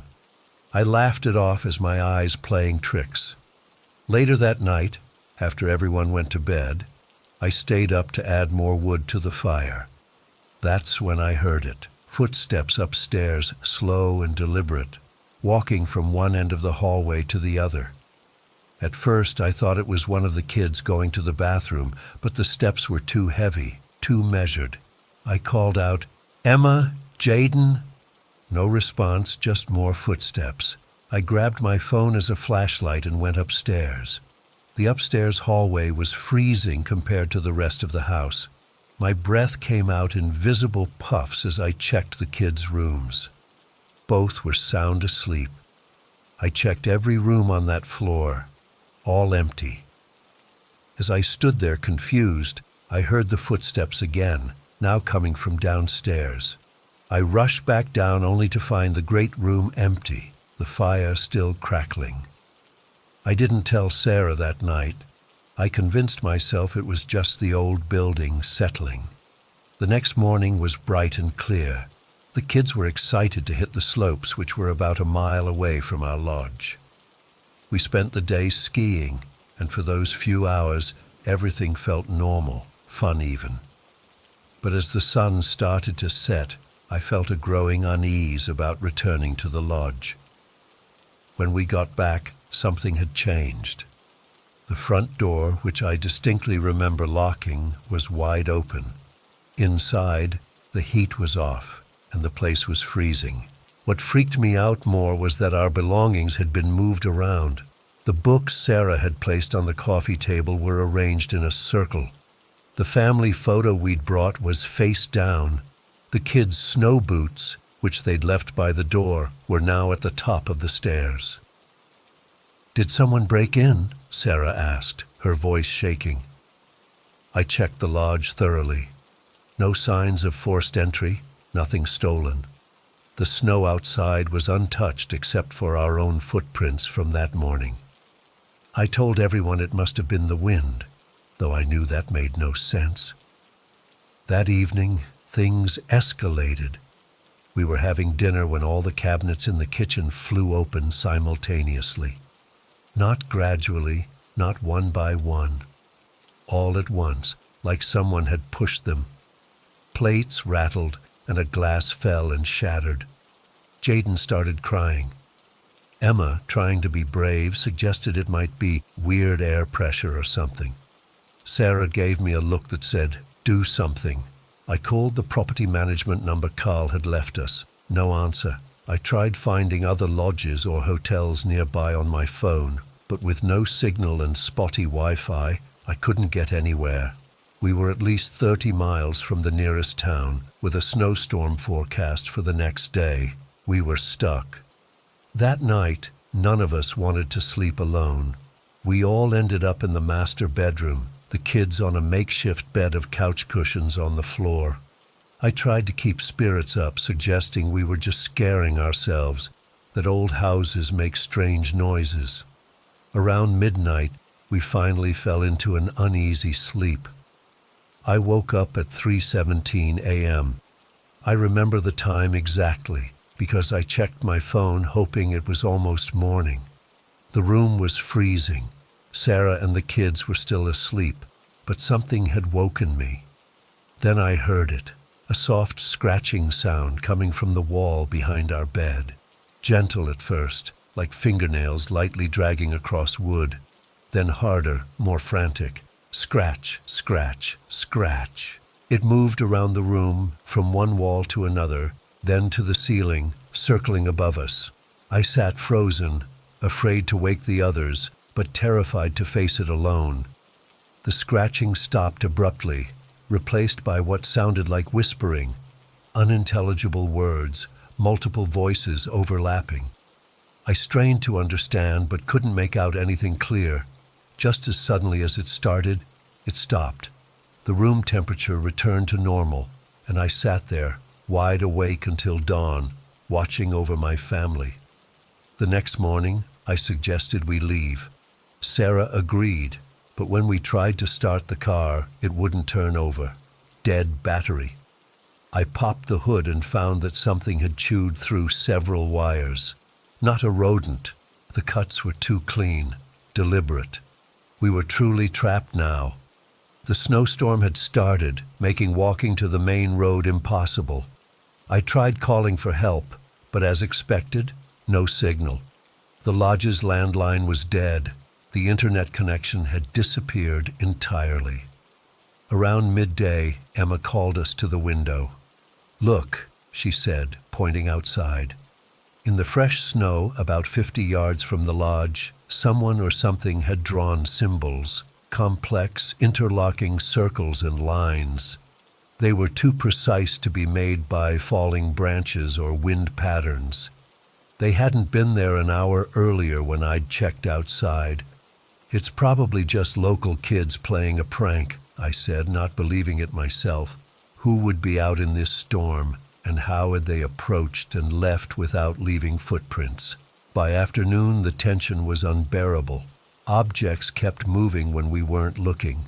Jaden's toy car raced across the floor with no one touching it. The lights flickered despite the generator running smoothly. Doors slammed shut or creaked open on their own.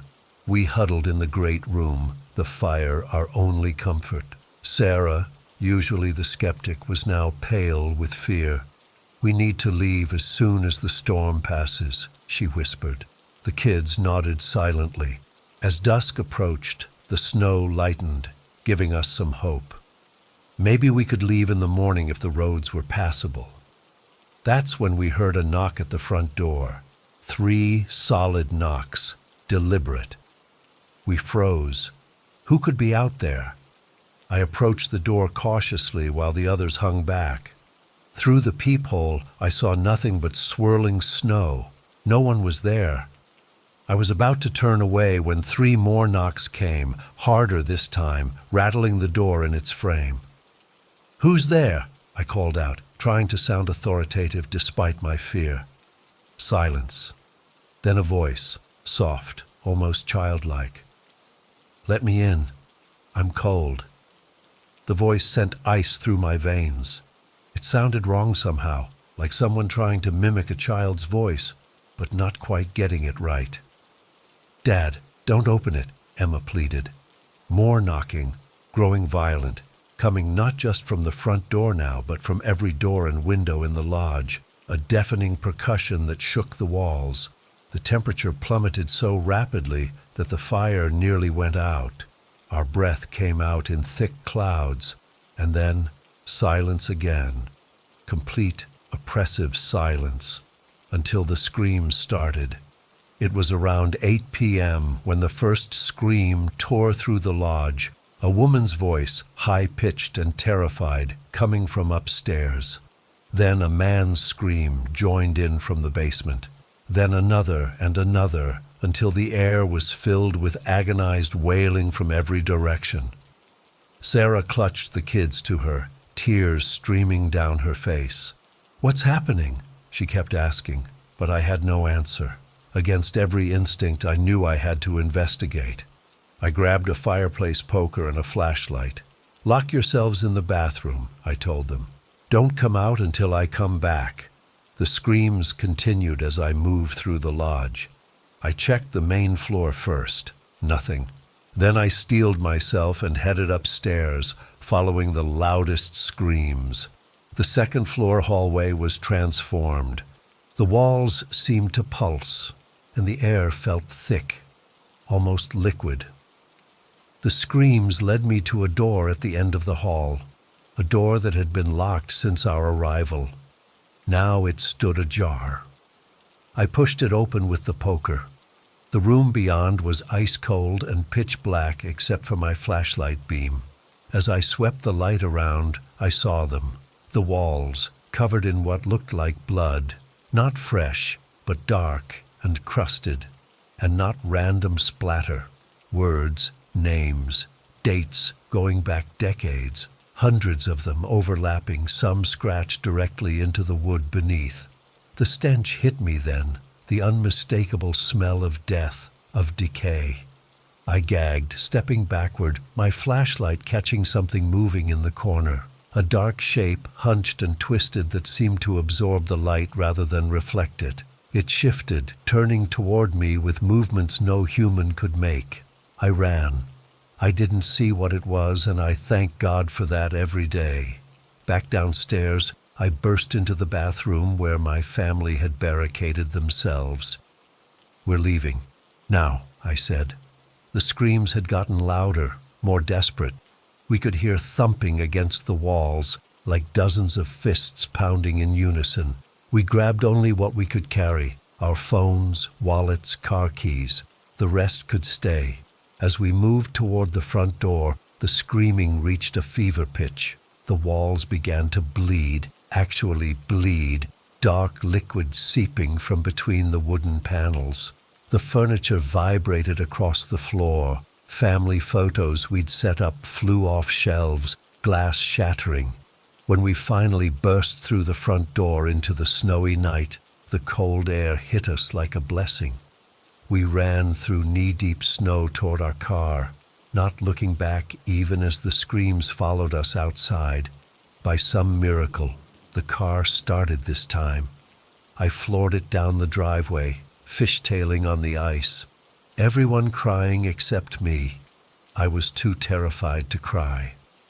In the rearview mirror, I caught one last glimpse of the lodge. Every window blazed with light, silhouettes visible in each one, dozens of figures watching us leave. I swear one raised a hand as if waving goodbye. We didn't stop driving until we reached the nearest town, about an hour away. We checked into a motel and collapsed, physically and emotionally drained. In the morning, I called the real estate company that had rented us the lodge. They claimed no knowledge of any disturbances, but their tone changed when I mentioned the room upstairs. They quickly offered a full refund plus extra for our inconvenience.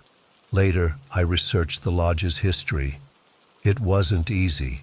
Information was scarce, and what I did find was disturbing.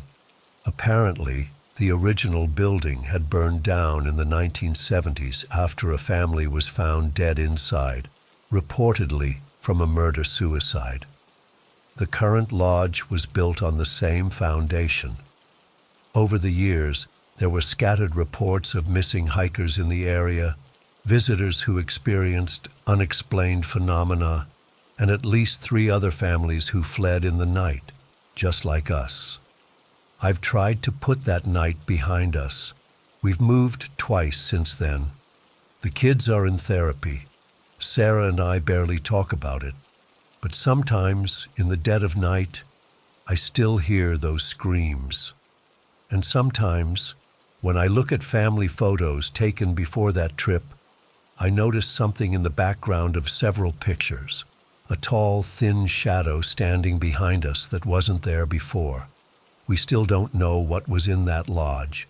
We don't know if it followed us home. All I know is that true evil exists in this world, and for one night my family and I stared it in the face. If you ever come across a listing for a secluded ski lodge called Black Ridge with a caretaker named Carl, keep driving. Don't stop. Don't even look back. I've been sitting on this experience for almost 3 months now, trying to convince myself it was just my imagination running wild. But I can't keep pretending anymore. What happened that night in Tanzania was real, and I need to get it off my chest before it consumes me completely. I'd saved for 2 years to afford this safari trip.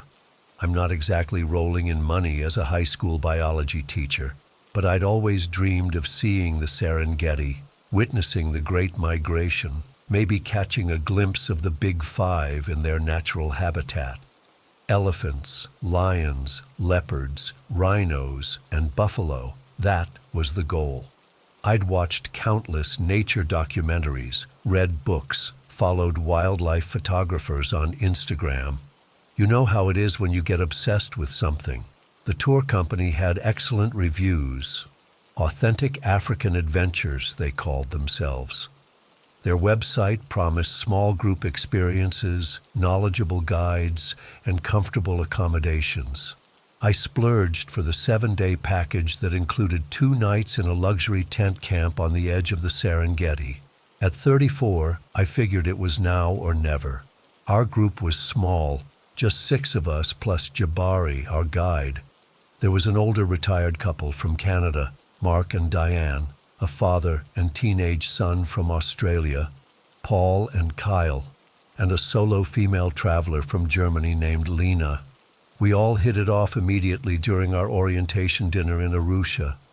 I remember thinking how lucky I was to have such a friendly group. That feeling wouldn't last. Day 1 went perfectly. We spotted zebras, giraffes, and even a distant pride of lions lounging in the shade of an acacia tree. Jabari was incredible. He could spot animals I couldn't see even after he pointed them out. The modified Land Cruiser was comfortable enough, with pop-up roof sections that let us stand and photograph the wildlife. We stayed at a lodge that night, had a few beers around a fire pit, and shared our favorite moments from the day. It was day 2 when everything went to hell. We'd left the main tourist areas, heading deeper into the park. Jabari said he knew a spot where a leopard had been seen regularly, and we were all excited at the possibility. The terrain had changed. Fewer trees, more open grassland with occasional rocky outcroppings. Beautiful, but increasingly remote. Around 2 p.m. I noticed the Land Cruiser making an odd knocking sound. Jabari frowned, but kept driving. Half an hour later, smoke started seeping from under the hood. The vehicle jerked, coughed, and died completely.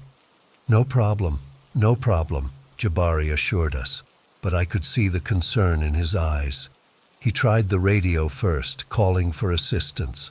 Nothing but static. Then he tried his cell phone. No service. He explained that we were in a coverage dead zone, but assured us the company knew our general route and would send someone if we didn't check in by evening.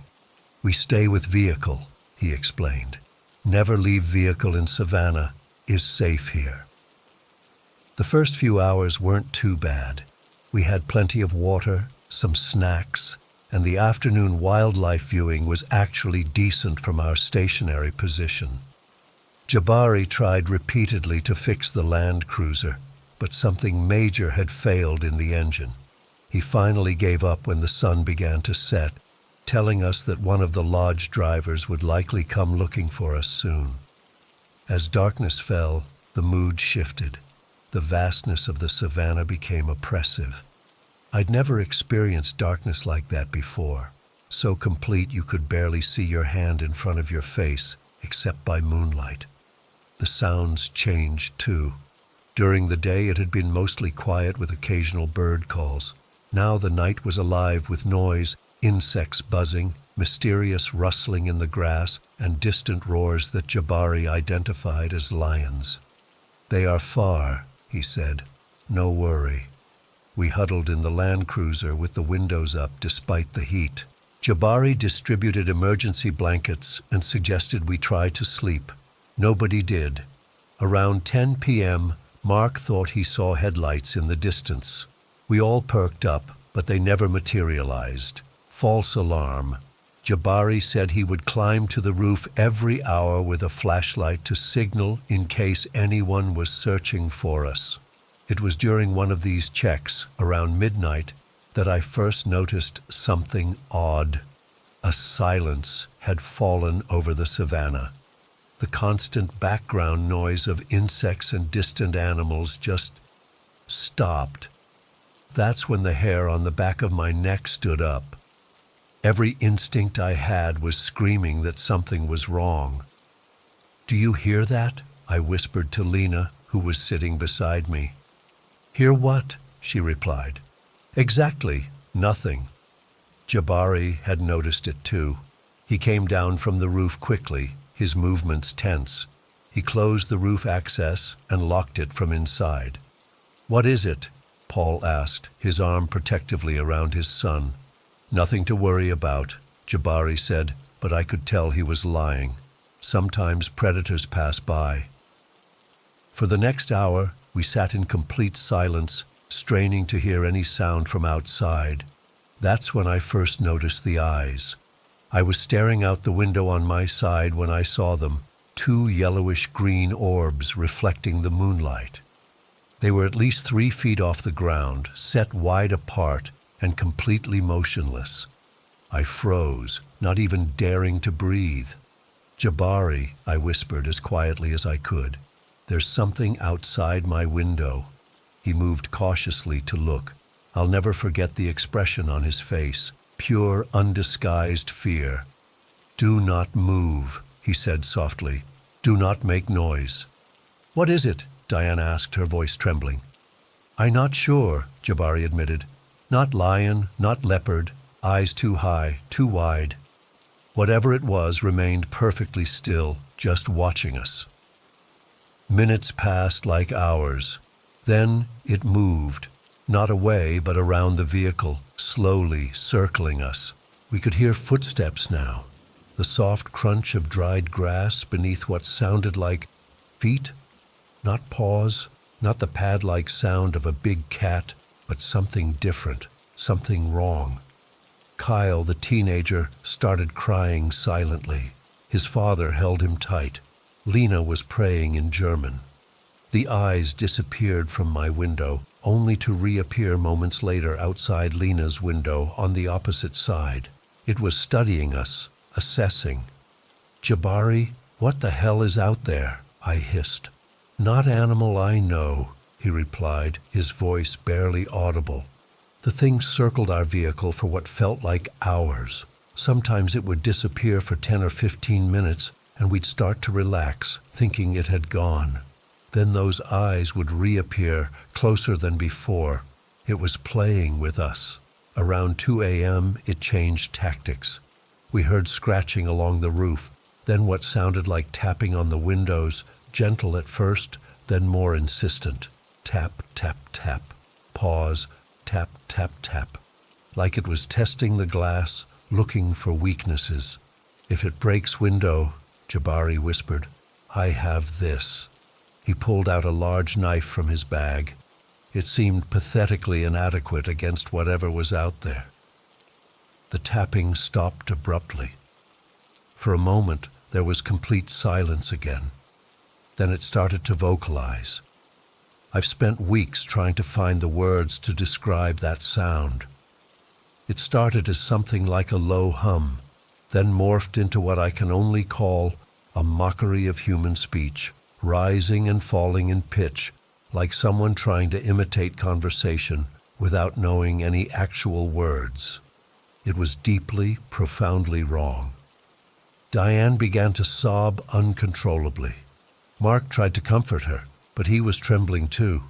"What is it saying?" Kyle asked, his voice cracking. "It's not saying anything," his father insisted. "It's just an animal." But it wasn't. We all knew it wasn't. The vocalization continued for several minutes, then stopped. The silence that followed was somehow worse. We couldn't see it anymore, couldn't hear it. Had it left? Was it right outside, waiting? Around 3 a.m., I needed to use the bathroom desperately. I'd been holding it for hours, afraid to make any noise or movement. I finally whispered to Jabari that I couldn't wait any longer. "You must use bottle," he said, handing me an empty water bottle. "Nobody leaves vehicle." The awkwardness of relieving myself in a bottle with 5 strangers pretending not to notice would have been the most embarrassing moment of my life under normal circumstances. Instead, it barely registered compared to the terror outside. Just as I finished, we heard it again. The footsteps closer this time, deliberate and slow. Then a new sound, sniffing. It was smelling the air around the vehicle, like a predator catching the scent of prey. The thing began circling again, faster now, occasionally bumping against the Land Cruiser hard enough to rock it slightly. We all grabbed onto whatever we could, terrified it might be able to tip us over. "If it happens," Jabari said, his voice steady despite everything, "stay together, make loud noise, look big." Standard advice for encountering a predator. But this was no standard predator. I knew that whatever was out there, making noise and looking big, wouldn't scare it away. The bumping intensified, the vehicle rocking more violently with each impact. I was certain the windows would shatter at any moment. Then suddenly it stopped. The eyes reappeared directly in front of the Land Cruiser, staring in through the windshield. In the moonlight, I could almost make out a silhouette behind those eyes, a shape that was eerily upright, almost human-like, but wrong in proportions. Too tall, too thin, with limbs that seemed too long. It raised what might have been an arm and pressed what looked like a hand against the glass. Lena screamed. I think we all did. The hand, if that's what it was, had too many fingers, splayed out unnaturally wide. "Headlights!" Jabari suddenly shouted. "Look!" In the distance, faint but unmistakable, was the glow of approaching headlights. Someone had come for us. The creature outside snapped its head around to look, then back at us. For a split second, those eyes seemed to fix directly on me specifically, burning with what I can only describe as hatred. Then it was gone, melting into the darkness so quickly I questioned if it had been there at all. But the handprint remained on the windshield, a smudged, dusty outline with elongated fingers. The approaching vehicle turned out to be Jacob, another guide from the lodge, who had become concerned when we didn't return. The relief of seeing another human being, of knowing we'd be safe, was overwhelming. I actually vomited from the sudden release of tension. As Jacob's Land Rover pulled up beside us, Jabari jumped out to greet him. They spoke rapidly in Swahili, Jabari gesturing wildly toward the darkness beyond our vehicle. Jacob looked skeptical, then concerned, then hurried us all into his Land Rover while keeping watch on the surrounding savannah. The drive back to the lodge was silent. None of us knew what to say. When we arrived, the manager was waiting, apologizing profusely for our ordeal. They offered us free drinks, extra nights, even partial refunds. All we wanted was to be somewhere safe, with walls and locked doors between us and the open savannah. Later that night, unable to sleep, I found Jabari sitting alone on the lodge's veranda, staring out into the darkness. "What was it?" I asked him simply. He didn't answer right away. When he did, his voice was different, softer, more vulnerable than the confident guide we'd known. "There are things in the old places of the world that have no names in your guidebooks," he said finally. "Things the local people know to fear, but do not speak of to tourists. Have you seen it before?" He shook his head. "Only heard stories from my grandfather. He called them the night walkers, and said they were not animals, not men, but something that walked the boundary between worlds." The next morning, the tour company arranged for us to return to Arusha. The rest of my carefully planned safari was canceled, though I didn't care. None of us did. We exchanged contact information, promising to keep in touch, united by our shared trauma. I flew home 2 days later. I've tried researching what we encountered, looking into local myths and cryptid sightings in Tanzania. There are some vague references to tall, nocturnal creatures in regional folklore, but nothing that exactly matches what we saw. I've spoken with Lena and Mark several times since returning. They experienced the same thing I did. We all agree on the details. Paul refuses to talk about it at all, and I haven't been able to reach Jabari despite multiple attempts. 3 months later, I still wake up in the middle of the night, certain I can see those eyes watching me through my bedroom window. I've installed extra locks on my doors and blackout curtains on every window. It doesn't help. I know it's irrational. Whatever that thing was, it's still in Africa, thousands of miles away. But sometimes, when I'm alone at night and the house gets too quiet, I swear I can hear that tapping on my window. Tap, tap, tap. And sometimes, just at the edge of hearing, that terrible mimicry of human speech. What scares me most isn't just the memory of those predatory eyes or that too many-fingered hand pressed against the glass. It's the certainty I felt in that moment our eyes met, that it wasn't just hunting for food, it was hunting for sport, and that it recognized me, specifically me, and I can't shake the feeling that somehow, someday, it's going to find me again.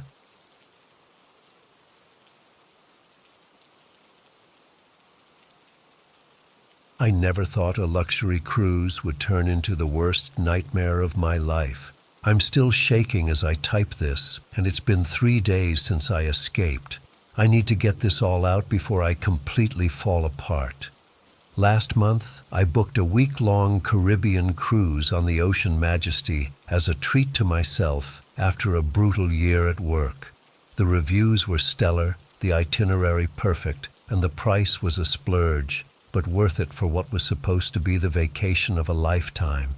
Boarding day went smoothly.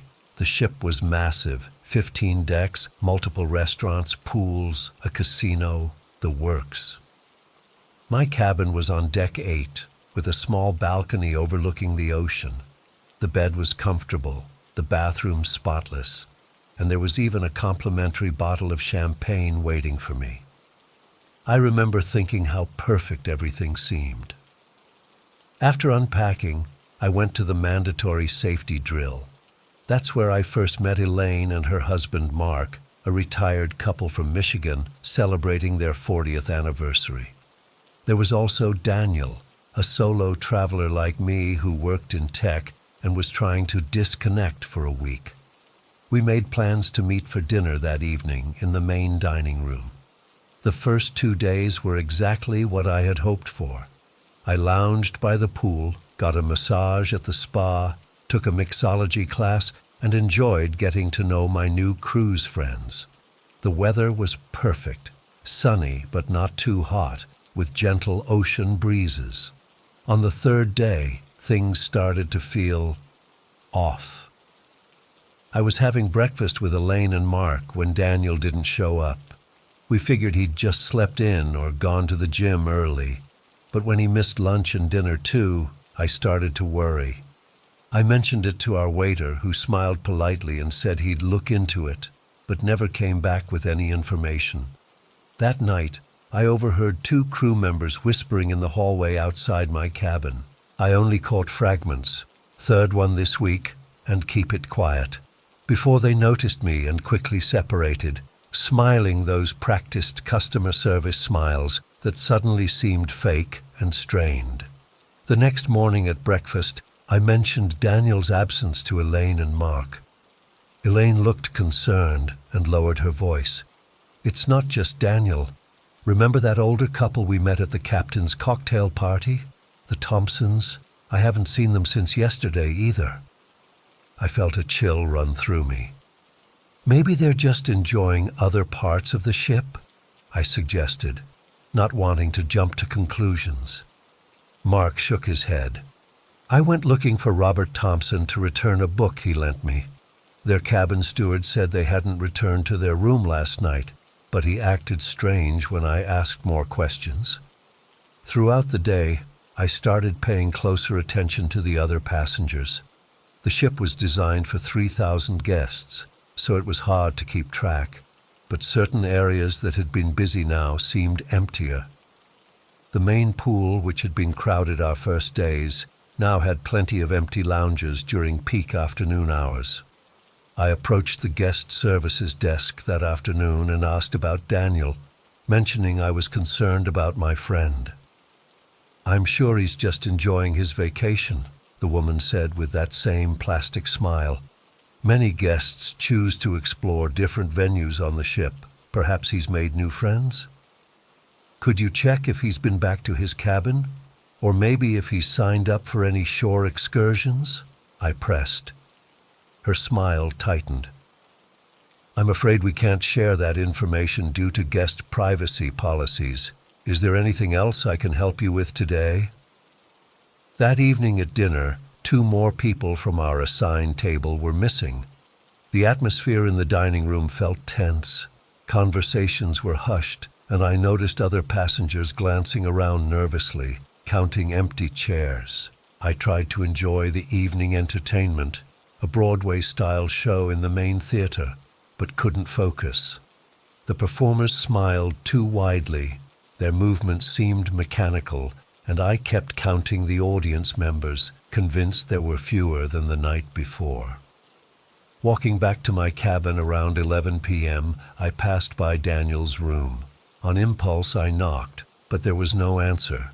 I tried the handle, expecting it to be locked, but to my surprise, it opened. The room was immaculate. Bed made, no personal items visible. It looked like no one had been staying there at all. I quickly closed the door and hurried to my own cabin, heart pounding. I barely slept that night. I kept thinking I heard footsteps in the corridor outside, and once I was certain I heard a muffled cry from somewhere above me. I told myself it was just the ship's normal noises, but I didn't believe it. The 5th day of the cruise dawned foggy and gray. The captain announced over the PA system that our scheduled port stop was canceled due to unfavorable docking conditions, and we would remain at sea. This news sent a ripple of discontent through the remaining passengers at breakfast. "That's the second port canceled," an angry man at the next table complained loudly. "What are they playing at?" His companion hushed him nervously, eyes darting toward the crew members. Elaine and Mark didn't show up for breakfast. I went to their cabin afterward, but there was no answer. When I asked their steward if he'd seen them, he avoided eye contact and mumbled something about them requesting privacy. By now, I estimated at least 30 people had vanished. The remaining passengers had formed tight groups, sticking together and watching the crew with suspicion. The crew, meanwhile, maintained their cheerful demeanor, but their smiles never reached their eyes, and they traveled in pairs or groups, never alone. That afternoon, I was walking along the promenade deck when I noticed a small red stain on the carpet near one of the emergency stairwells. It looked like someone had tried to clean it up but hadn't quite succeeded. My stomach churned as I realized it looked like blood. I pushed open the stairwell door and saw more stains on the steps leading down. Part of me wanted to run back to my cabin and lock the door, but I knew I had to find out what was happening. I followed the stains down 2 decks to a service corridor marked crew only. The door was slightly ajar. I hesitated, then slipped through. The corridor was dimly lit and lined with pipes and cables. The air felt damp and smelled of chemicals. I could hear faint mechanical noises, pumps or engines, and something else that sounded disturbingly like moaning. I followed the sounds, moving as quietly as possible. The corridor branched and I chose the path where the stains continued. It led to another door, this one heavy and metal with a small reinforced window. I approached cautiously and peered through. What I saw made my blood freeze. It was a large room, like a storage area, but repurposed. The walls were lined with makeshift cells constructed from shipping containers, each with a small barred window. Inside each cell, I could see people, passengers, huddled on the floor or pressed against the bars, looking terrified. A group of crew members in white uniforms moved between the cells, taking notes on tablets. One opened a cell and roughly pulled out a woman I recognized from the pool deck. She was sobbing as they dragged her toward a door at the far end of the room. I must have made a noise, because one of the crew members suddenly looked toward the window where I was watching. I ducked away and ran, no longer caring about being quiet. I sprinted back through the corridors, up the stairs, heart pounding so hard I thought it might burst. I was nearly back to the passenger area when I rounded a corner and crashed into someone. I screamed before realizing it was an elderly passenger I'd seen at the captain's table the first night. "They're taking people," I gasped, grabbing his arm. "The crew? They're locking passengers in cells below deck." He stared at me for a long moment, then slowly shook his head. "You need to be quiet about this," he whispered. "They're listening, always listening. We need to tell someone. Alert the authorities somehow," I insisted. "With what? There's no cell service out here. They've disabled the satellite phones. The radio transmitter is guarded." He looked over my shoulder and suddenly his expression changed. "Someone's coming. Get to your cabin. Lock the door. Trust no one." He pushed past me and was gone. I hurried to my cabin, locked the door, and pushed a chair under the handle for good measure. My mind was racing. What was happening on this ship? Why were passengers being taken? Were they being killed, experimented on, held for ransom? I spent the next few hours pacing my small cabin, jumping at every sound in the corridor. I tried to think of a way off the ship. We were miles from land in the middle of the Caribbean. Even if I could get to a lifeboat, would I survive the open ocean? Around 7 p.m., there was a knock at my door. I froze. "Housekeeping," a female voice called cheerfully. I didn't answer. "Miss, are you in there? I need to prepare your room for evening." We'd never had evening turn-down service before. I remained silent. After a minute, I heard the electronic lock beep and the handle turn. The chair under the doorknob prevented it from opening more than an inch. "Miss, is there a problem with your door?" The voice sounded less friendly now. "I'm not feeling well," I called out. "Please come back tomorrow." There was a pause. "I'll need to report this to my supervisor." "That's fine. I just need to rest." I heard footsteps retreating. I let out the breath I'd been holding. Less than an hour later, there was another knock, harder this time. "Security. We've received reports of a passenger in distress in this cabin." My heart hammered in my chest.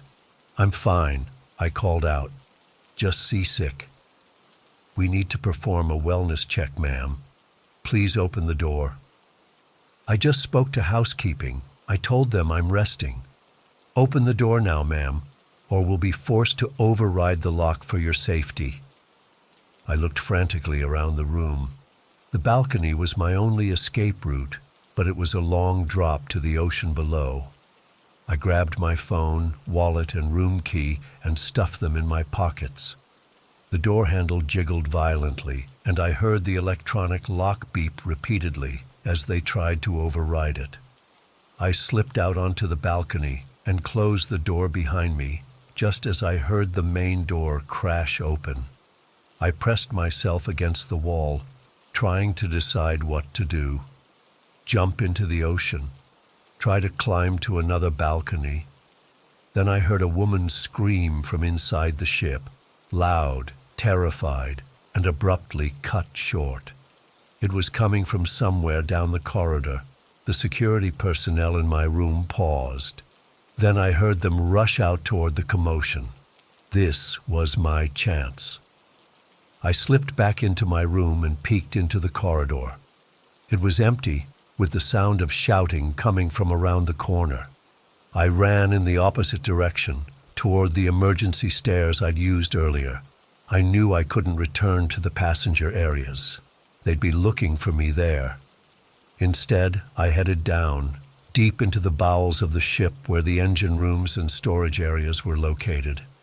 I remembered from the safety drill that the lifeboats were accessed from Deck 4, but there would likely be crew members stationed there. For hours, I hid in maintenance closets and crawl spaces, freezing whenever I heard footsteps approaching. Announcements periodically came over the PA system. "All passengers, please return to your cabins for an important safety update." Then later, "Security alert. All crew report to emergency stations." Around 2 a.m., I found myself in a rarely used corridor near the stern of the ship. There was a door marked "Emergency Equipment" that was partially hidden behind some pipes. Curious, I tried the handle. It was unlocked.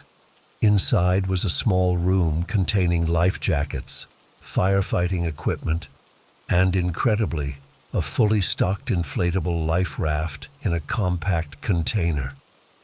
Unlike the main lifeboats, this looked like it could be deployed by a single person. It was probably an emergency backup system.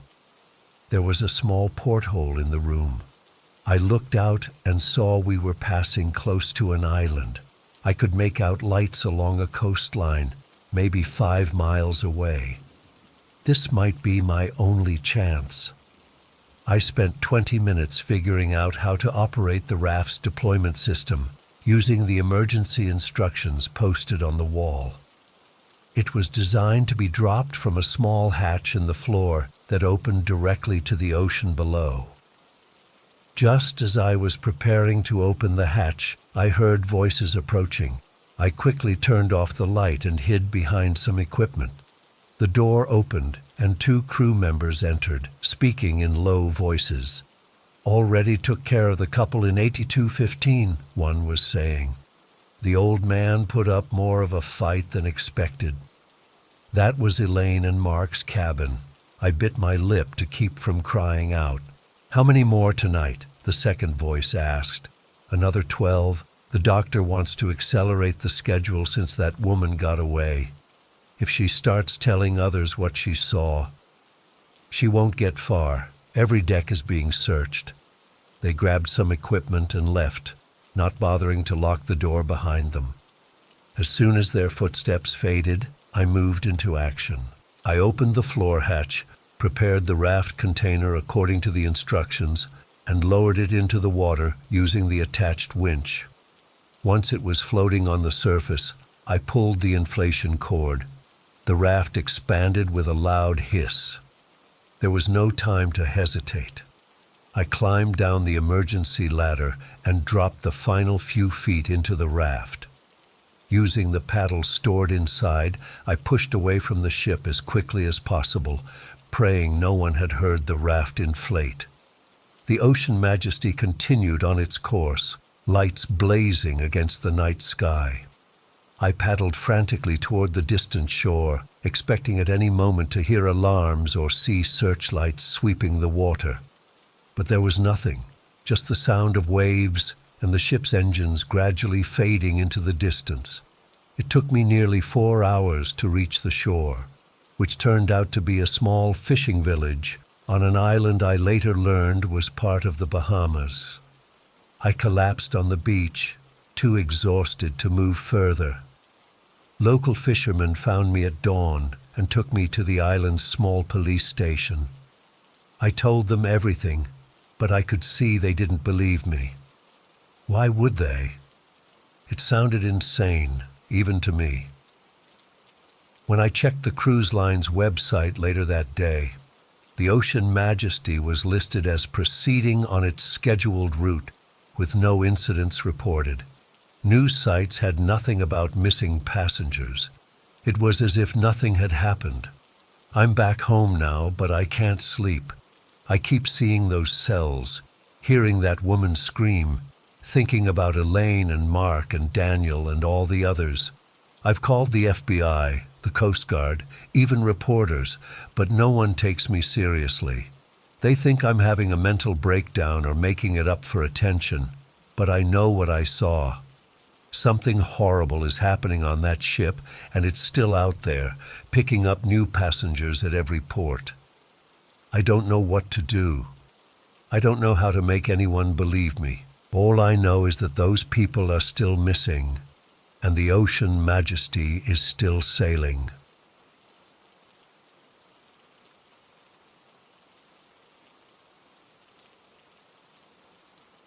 I never used to believe in gut feelings, but after what happened last summer, I pay a lot more attention to them now.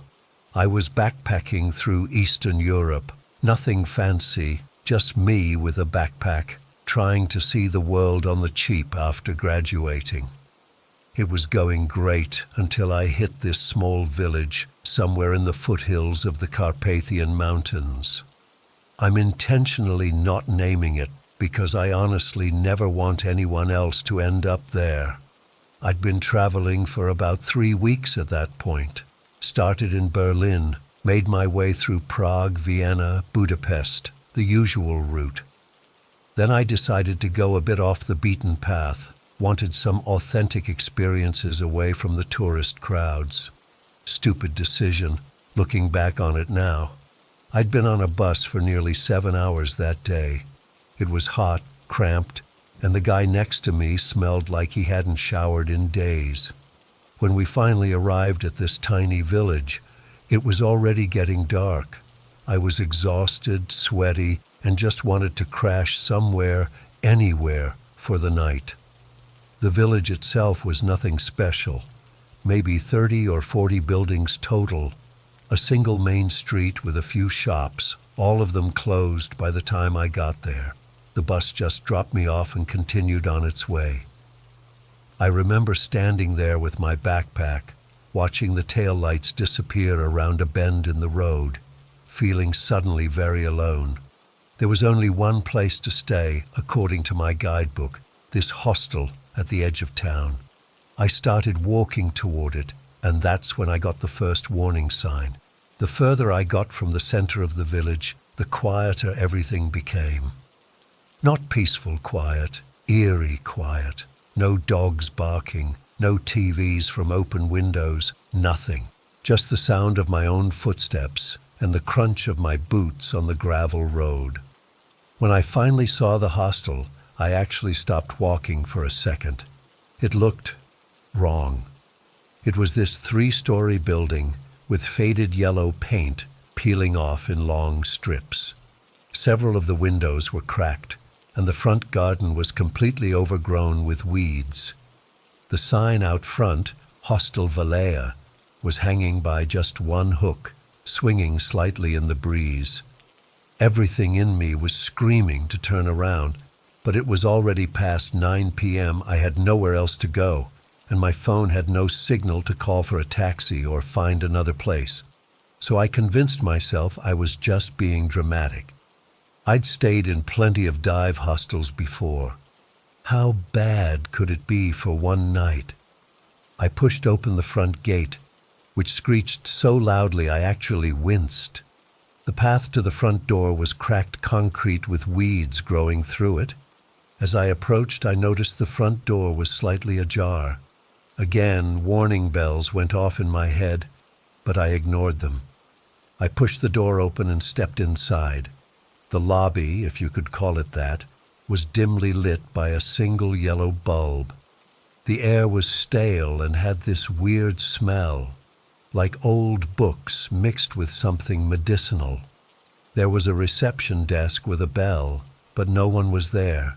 I rang it, and the sound seemed to echo through the entire building. After about 30 seconds, a door behind the desk opened, and this older man appeared. He was tall, painfully thin, with gray hair slicked back against his skull.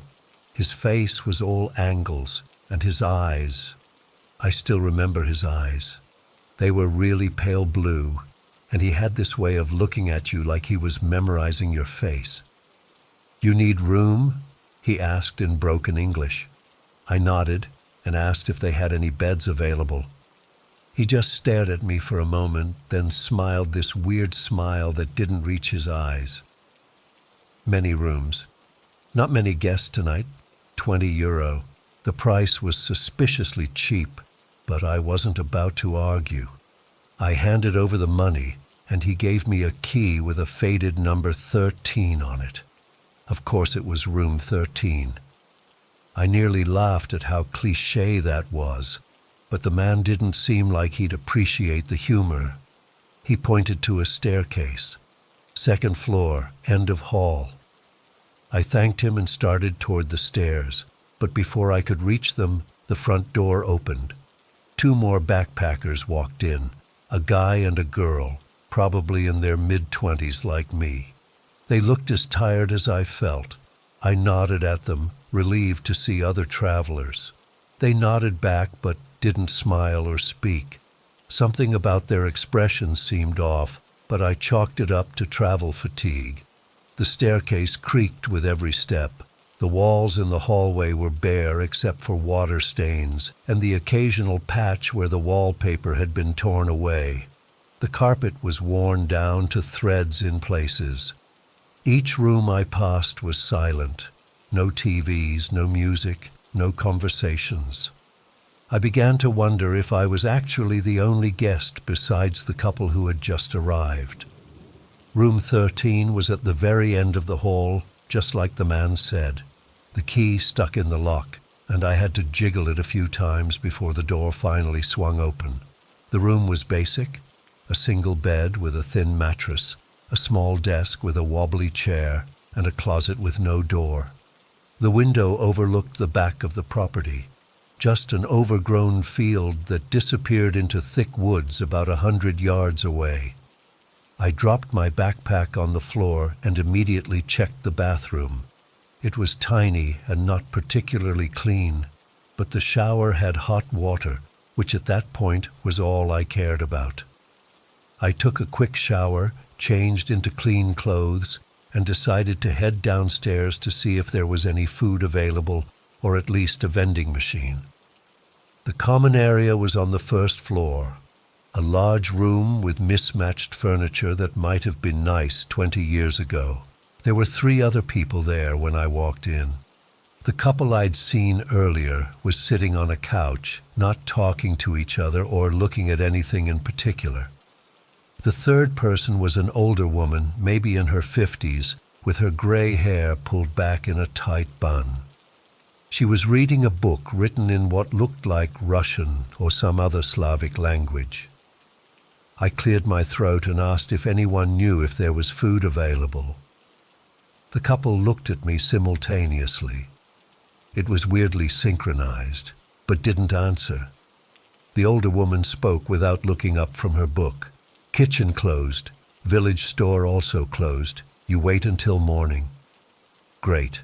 I was starving, but I had some granola bars in my bag, so I figured I'd survive.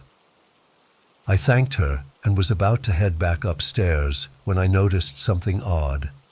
There was a framed photograph on the wall, the only decoration in the entire room.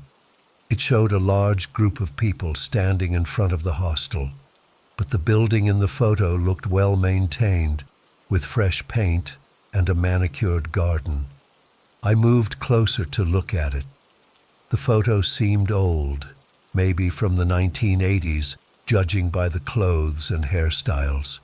What caught my attention was that everyone in the photo had the same blank expression. Not a single smile, not one person looking away from the camera. They all stood perfectly straight, perfectly still, like they were posing for a military inspection rather than a group photo. "When was this taken?" I asked, turning toward the others. They were all staring at me now. No one answered for several seconds. Finally, the older woman closed her book. "Long time ago. Before." "Before what?" I asked. She just shook her head and reopened her book. The couple went back to staring at nothing. I felt increasingly uncomfortable and decided to head back to my room. As I turned to leave, I noticed another person had entered the common room. A man in his 30s with a shaved head and tattoos peeking out from under his t-shirt sleeves. He was leaning against the doorframe, watching me. He didn't say anything, just watched. I nodded at him as I passed, but he didn't acknowledge me. As soon as I was in the hallway, I heard voices from the common room, hushed, urgent whispers. I couldn't make out what they were saying, but it made the hair on the back of my neck stand up. Back in my room, I ate a granola bar and tried to distract myself by planning the next leg of my journey. I still had no cell service, and the hostel didn't have Wi-Fi as far as I could tell. I was completely cut off. Around 11 p.m., I decided to try to get some sleep. I was exhausted, but as soon as I turned off the light and lay down, I became hyper-aware of every sound in the building. The walls were thin, and I could hear creaking floorboards as people moved around. At one point, I swear I heard someone stop right outside my door. I held my breath, waiting for a knock, but after what felt like minutes, the footsteps continued down the hall. I must have eventually drifted off because I jerked awake sometime later. The room was pitch black, and I had no idea what time it was. What woke me were voices in the hallway, multiple people speaking in hushed tones. I couldn't understand what they were saying. It wasn't English, but the urgency in their tone was unmistakable. I lay perfectly still, straining to hear. The voices moved down the hall, then stopped. A door opened and closed, then silence. I reached for my phone to check the time. 3:17 a.m., way too early for people to be up and about in a hostel. I considered going to see what was happening but couldn't bring myself to open that door. Instead, I lay there, completely awake now, listening. About 20 minutes later, the whispers started again. Closer this time, right outside my door. I could make out at least 3 different voices. I couldn't understand the words, but the rhythm of their speech was strange, almost like they were chanting or reciting something together. Then, clear as day, I heard my name. Declan. It was whispered, but distinct. I'd never told anyone in the hostel my name. My blood ran cold. I sat up in bed, eyes fixed on the door. The handle moved slightly, like someone was testing it. Thank God I'd locked it before going to bed. The movement stopped, and the whispers continued for another minute before fading away down the hall. I didn't sleep after that. I sat up in bed with my back against the wall, watching the door until the first light of dawn began to filter through the dirty window. Only then did I allow myself to relax slightly. I decided I'd grab my stuff and get out of there as soon as possible. There had to be buses or something leaving the village in the morning. When I finally worked up the courage to leave my room around 7 a.m., the hallway was completely silent. I walked quickly to the shared bathroom at the end of the hall, washed up and headed downstairs, backpack already packed and on my shoulders. I wasn't planning to stick around for breakfast. The common area was empty. So was the reception desk. In fact, as I moved through the hostel, I realized I couldn't hear anyone at all. No footsteps, no running water, no voices. It was as if everyone had vanished overnight. I called out, "Hello, is anyone here?" My voice echoed through the empty building. No response. I checked the common area again, the small dining room, even peeked into the kitchen. Nothing. No sign that anyone had been there at all.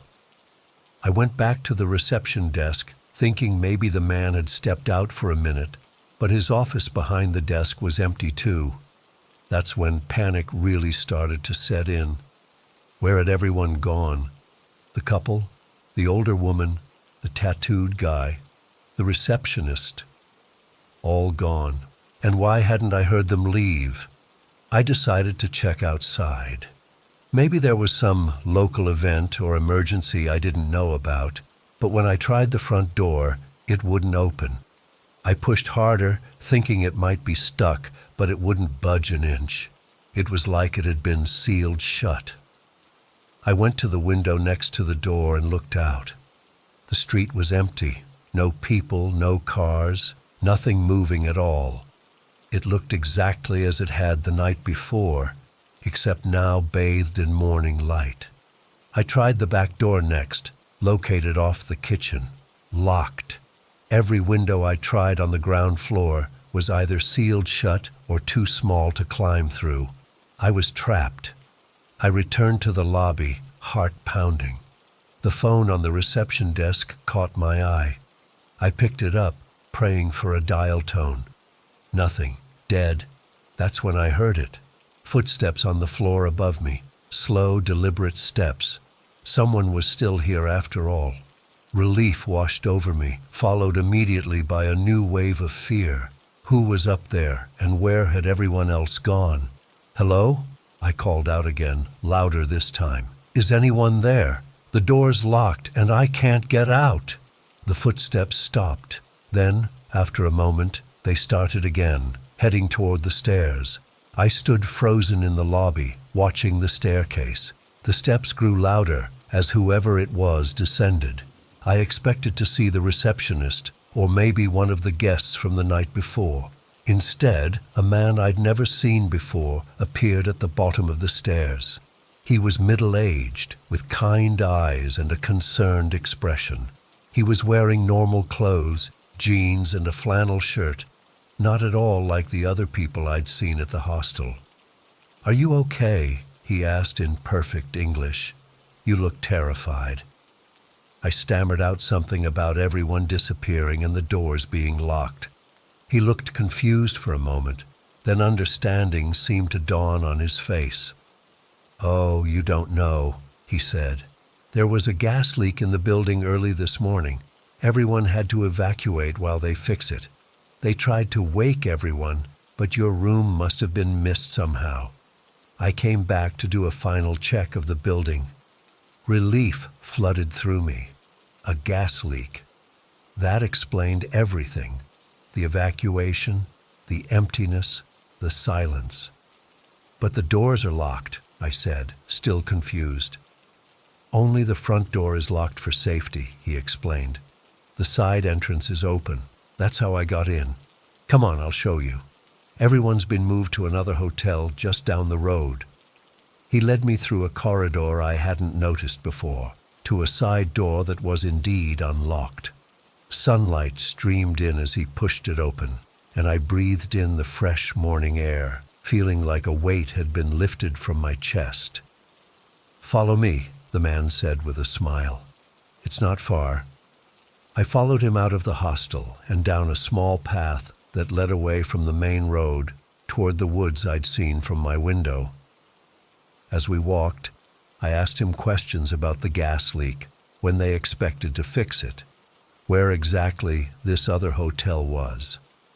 His answers were vague but reassuring.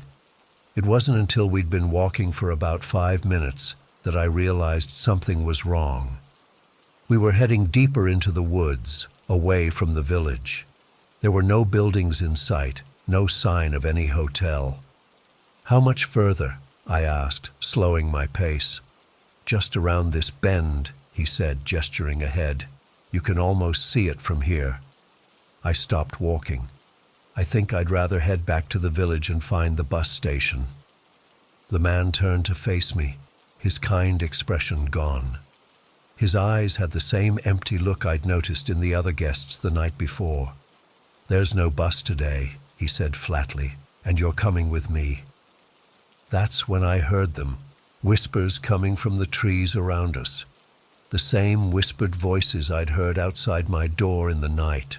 I looked around and saw figures moving between the trees. The couple from the hostel, the older woman, the tattooed man, and others I hadn't seen before, all watching me with the same blank expression. I didn't think, I just ran.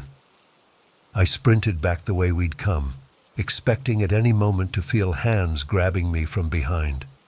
The whispers grew louder, more urgent, but I didn't look back.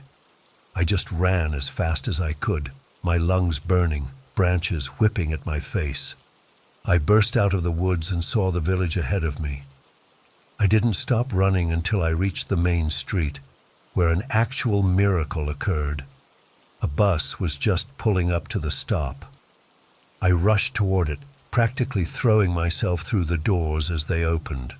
The driver looked startled, but didn't stop me as I fumbled with money for a ticket. As the bus pulled away, I looked out the window and saw them, a group of people standing at the edge of the village, watching the bus depart. The man who had led me into the woods was in front, and beside him was the receptionist from the hostel. They were all completely still, their faces expressionless, as they watched me escape. I still don't know what would have happened if I'd followed that man deeper into the woods. I don't know who those people were or what they wanted from me. All I know is that hostel wasn't on any booking site I checked afterward, and when I tried to find that village on a map later, I couldn't locate it. It's like the entire place vanished. Or maybe it was never really there at all. All I have is this story and the nightmares that still wake me up sometimes. Nightmares where I hear whispers outside my door, calling my name, inviting me to follow them into the darkness.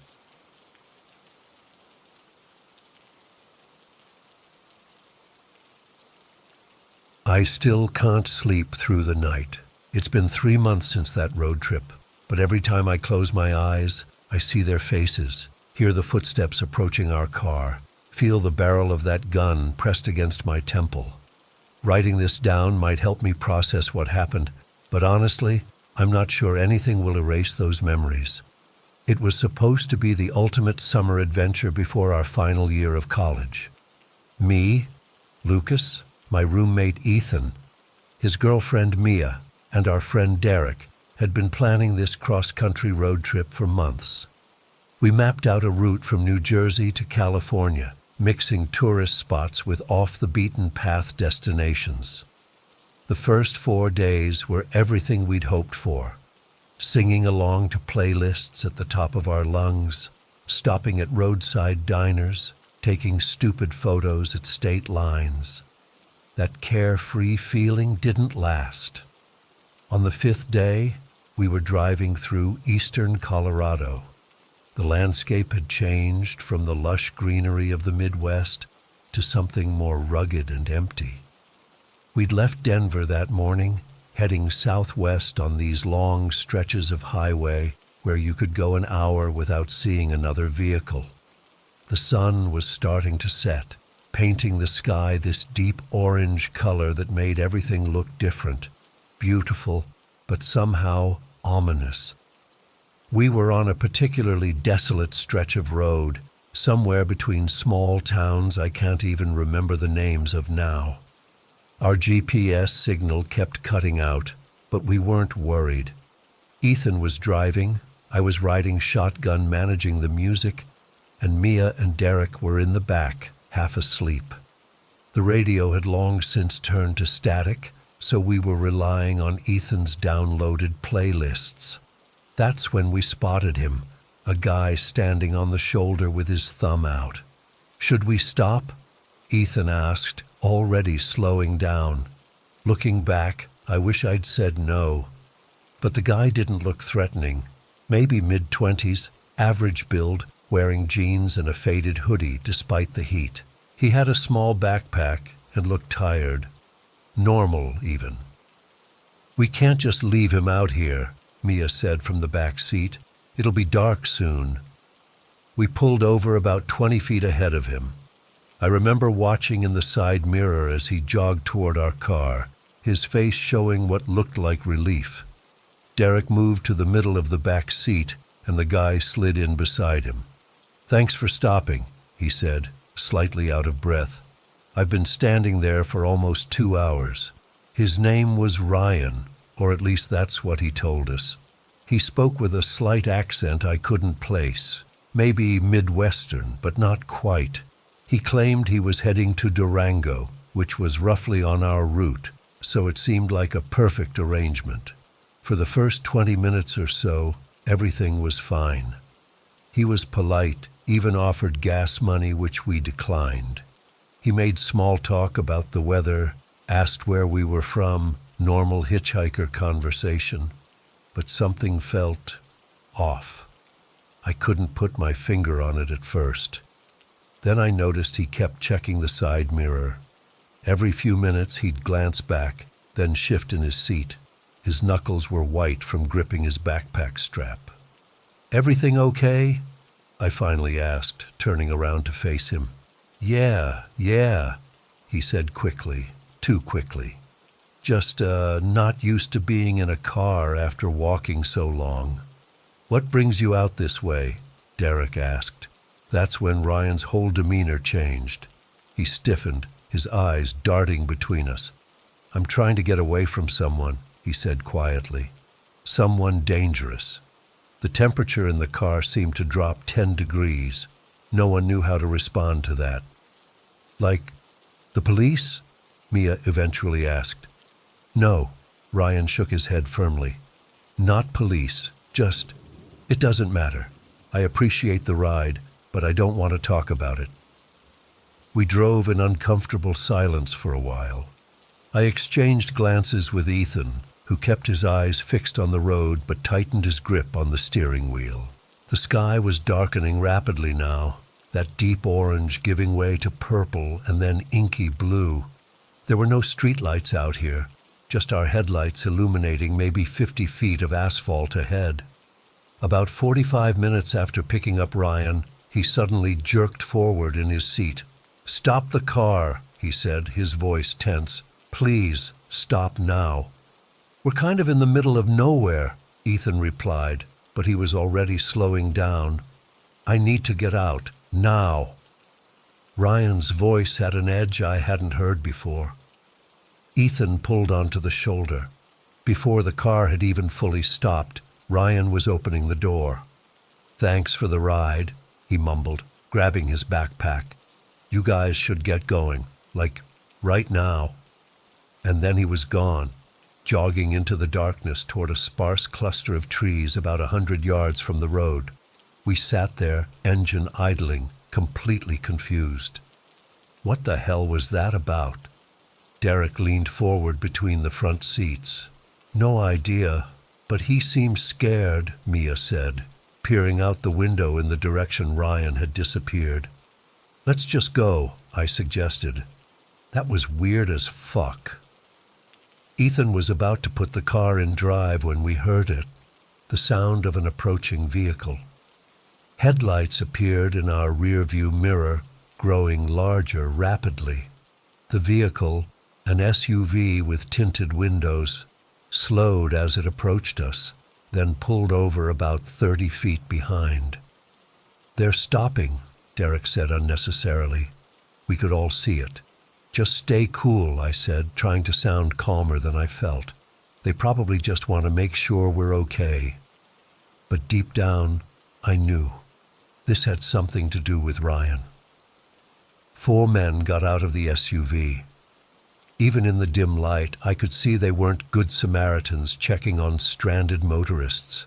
They were all wearing dark clothes, and they moved with purpose toward our car. One of them had something in his hand that caught the reflection of our tail lights. Metal. A gun. "Lock the doors," I said. Too late.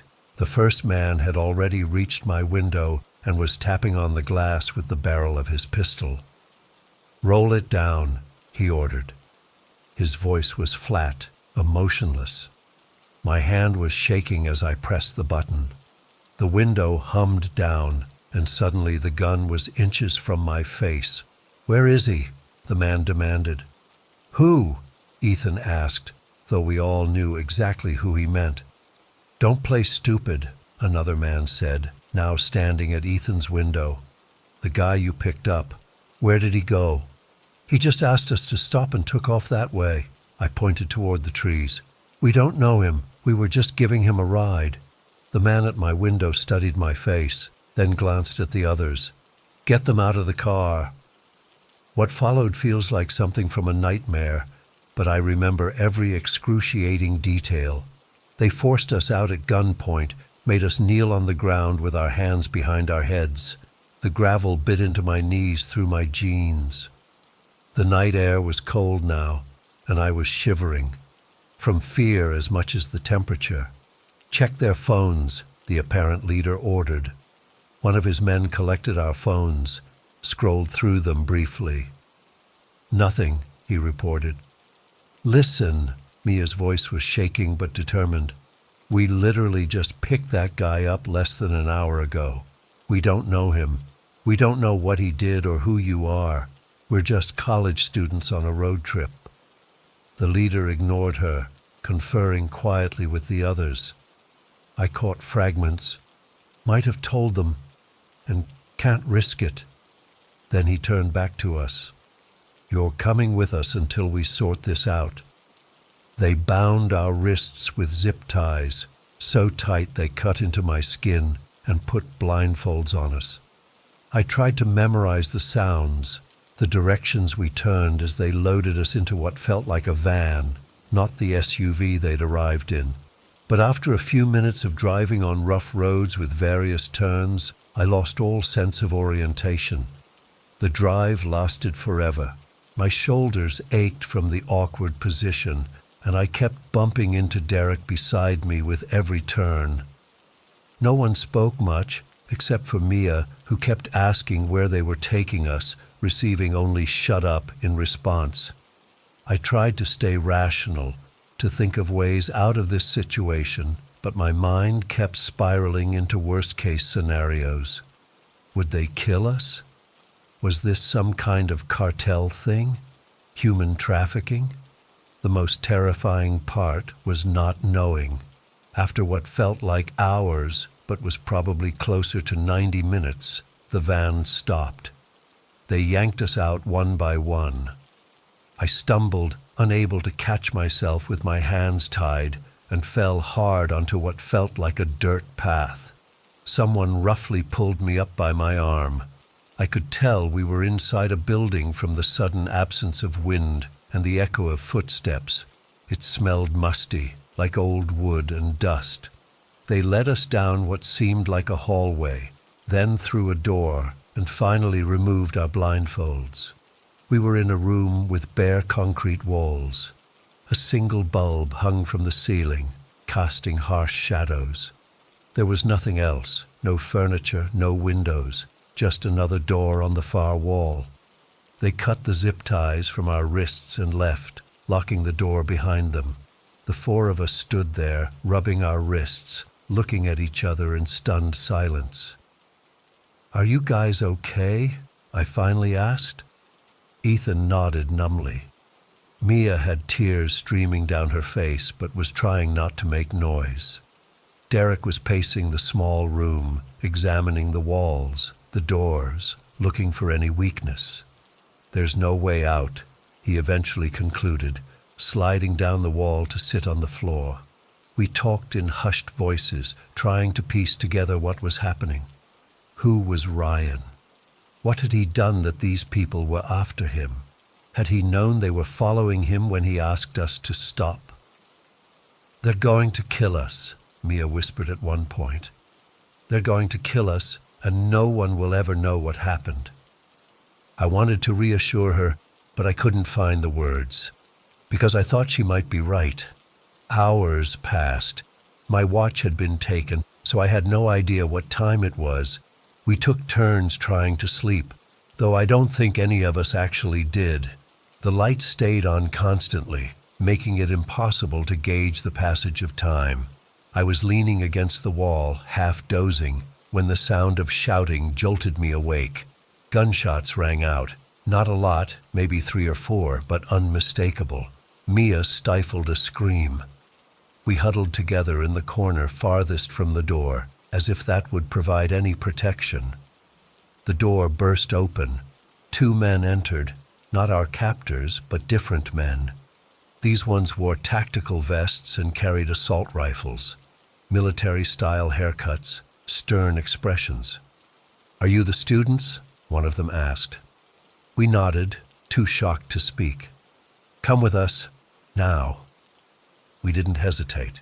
They led us through the building, an abandoned farmhouse from what I could tell, with peeling wallpaper and rotting floorboards. Outside, the sky was beginning to lighten. Dawn. We'd been captive all night. In the yard, several vehicles were parked, our captor's van, a few pickup trucks, and an SUV with government plates.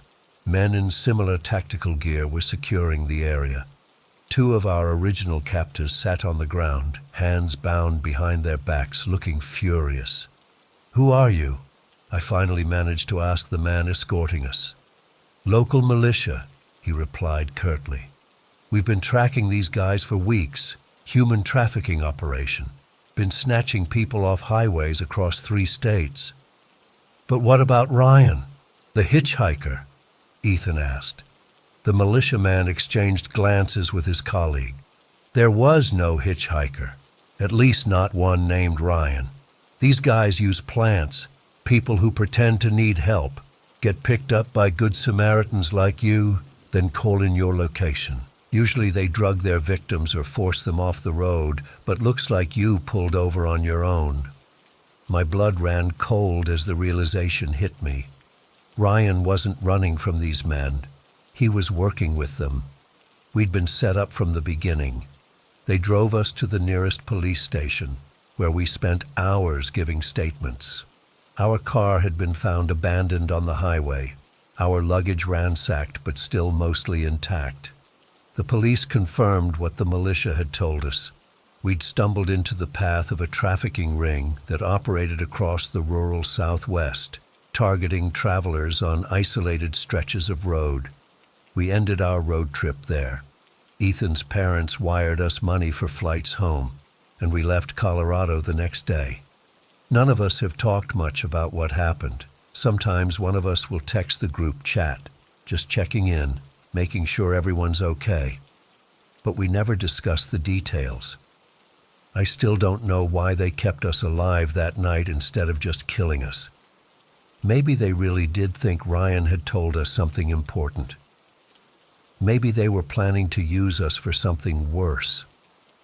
Whatever the reason, I can't stop thinking about how close we came to disappearing completely. The weirdest part? They never found Ryan. Police searched the area where he ran off, but there was no trace of him. It's like he vanished into thin air. Sometimes I wonder if he got away from his partners, if he had a change of heart about setting us up, or if he's still out there standing on some highway with his thumb out, waiting for the next car to stop. I don't pick up hitchhikers anymore. I barely even drive at night, and whenever I see someone on the side of the road asking for help, all I can think is, what if they're not who they say they are? What if this time there's no one coming to rescue me?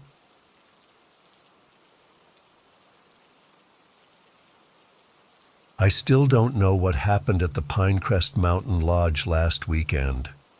I've spent days trying to make sense of it, but I can't. I'm writing this down to see if anyone has experienced something similar or can explain what the hell I went through up there. I'd been working nonstop for months and desperately needed a break from city life and my soul-crushing marketing job. When I found the Pinecrest Mountain Lodge online, it seemed perfect. A secluded retreat in the mountains, reasonably priced, and the photos looked amazing. A rustic wooden lodge surrounded by snow-covered pines, cozy fireplaces, and panoramic mountain views. The reviews were mostly positive too, except for a few that mentioned strange experiences, which I brushed off as people being dramatic. I booked a 3-day weekend getaway, packed my stuff, and headed out early Friday morning. The drive up was beautiful at first. Winding mountain roads, pristine forests, that kind of thing. But as I climbed higher, the weather changed dramatically. Dark clouds rolled in, and the temperature dropped. By the time I reached the turnoff for the lodge, fat snowflakes were falling, and visibility was getting poor. The final stretch was a narrow dirt road that twisted through dense forest for about 2 miles. My phone lost service about halfway up, which wasn't surprising given how remote the place was. When I finally rounded the last bend and saw the lodge, something felt off. The photos online showed a charming, welcoming place, but in person, it looked imposing and almost threatening against the darkening sky. The wooden structure seemed to loom over the clearing, its windows like vacant eyes staring out at the approaching storm. I sat in my car for a moment, trying to shake off the weird feeling. It was just the weather and my exhaustion playing tricks on me, I told myself. I grabbed my bags from the trunk and hurried through the thickening snow to the entrance. The front desk was manned by an older guy named Robert, who barely looked up from his ancient computer when I walked in. He had this perpetually worried expression, and his hands trembled slightly as he processed my check-in. When I asked about the weather, he muttered something about it being the worst storm of the season, and how I was lucky to have made it before the roads became impassable. "Any other guests staying this weekend?" I asked, trying to make conversation. "A few," he replied, still not meeting my eyes. "We're not at full capacity. Winter's our slow season." He handed me a heavy iron key attached to a wooden tag with the number 8 carved into it. "No electronic key cards here. Dinner's served in the common room at 7, he said. Breakfast at 8. We lock the main doors at 11, so be inside by then." As I headed up the creaking wooden staircase to my room, I noticed how quiet the place was. No sounds of other guests, no TV, no music, just the building settling and the increasingly aggressive wind outside. My room was basic but clean. A queen bed with a patchwork quilt, a dresser, a small bathroom, and a window overlooking the forest behind the lodge. I unpacked, took a hot shower to warm up, and decided to explore before dinner. The lodge had 3 floors. The first floor housed the reception, dining room, a small library, and a large common area with a massive stone fireplace. The second and third floors were guest rooms. As I wandered around, I only encountered 2 other guests, a middle-aged couple who smiled politely, but quickly continued on their way. By dinner time, the storm had intensified. The wind howled around the eaves of the lodge, and snow pelted against the windows. I made my way down to the common area where a fire roared in the massive fireplace. A buffet-style dinner had been set up on a long table: soup, bread, some kind of stew, and apple pie for dessert. Nothing fancy, but it smelled good. I counted 7 other guests in the room. The couple I'd seen earlier, a solo older woman with silver hair, a young couple who looked like hikers, and 2 guys who seemed to be friends traveling together. Everyone was subdued, huddled over their plates, occasionally glancing toward the windows or up at the ceiling as particularly strong gusts hit the building. I filled my plate and took a seat near the fire. The older woman, she introduced herself as Margaret, sat nearby, and we struck up a conversation. "First time at Pinecrest?" she asked. When I nodded, she gave me an odd look. "I come here every year, but never in winter, never during this week." "What's special about this week?" I asked. She seemed about to say something, then glanced around and lowered her voice. "Just not the best time is all. The storms can trap you here for days." Before I could press further, her attention shifted to something beyond the window behind me. Her face went pale. "Are you okay?" I asked, turning to look, but all I could see was darkness and swirling snow. "I thought I saw—" She shook her head. "My eyesight isn't what it used to be." Throughout dinner, I noticed the other guests whispering among themselves, casting anxious glances around the room. Once, when a particularly violent gust shook the building, everyone fell silent simultaneously, as if listening for something. The hiker guy dropped his fork, and the clatter made several people jump. I tried to convince myself it was just the storm making everyone edgy, but there was something more to their nervousness, like they knew something I didn't. After dinner, some of us stayed in the common area. Robert built up the fire and then retreated to his office.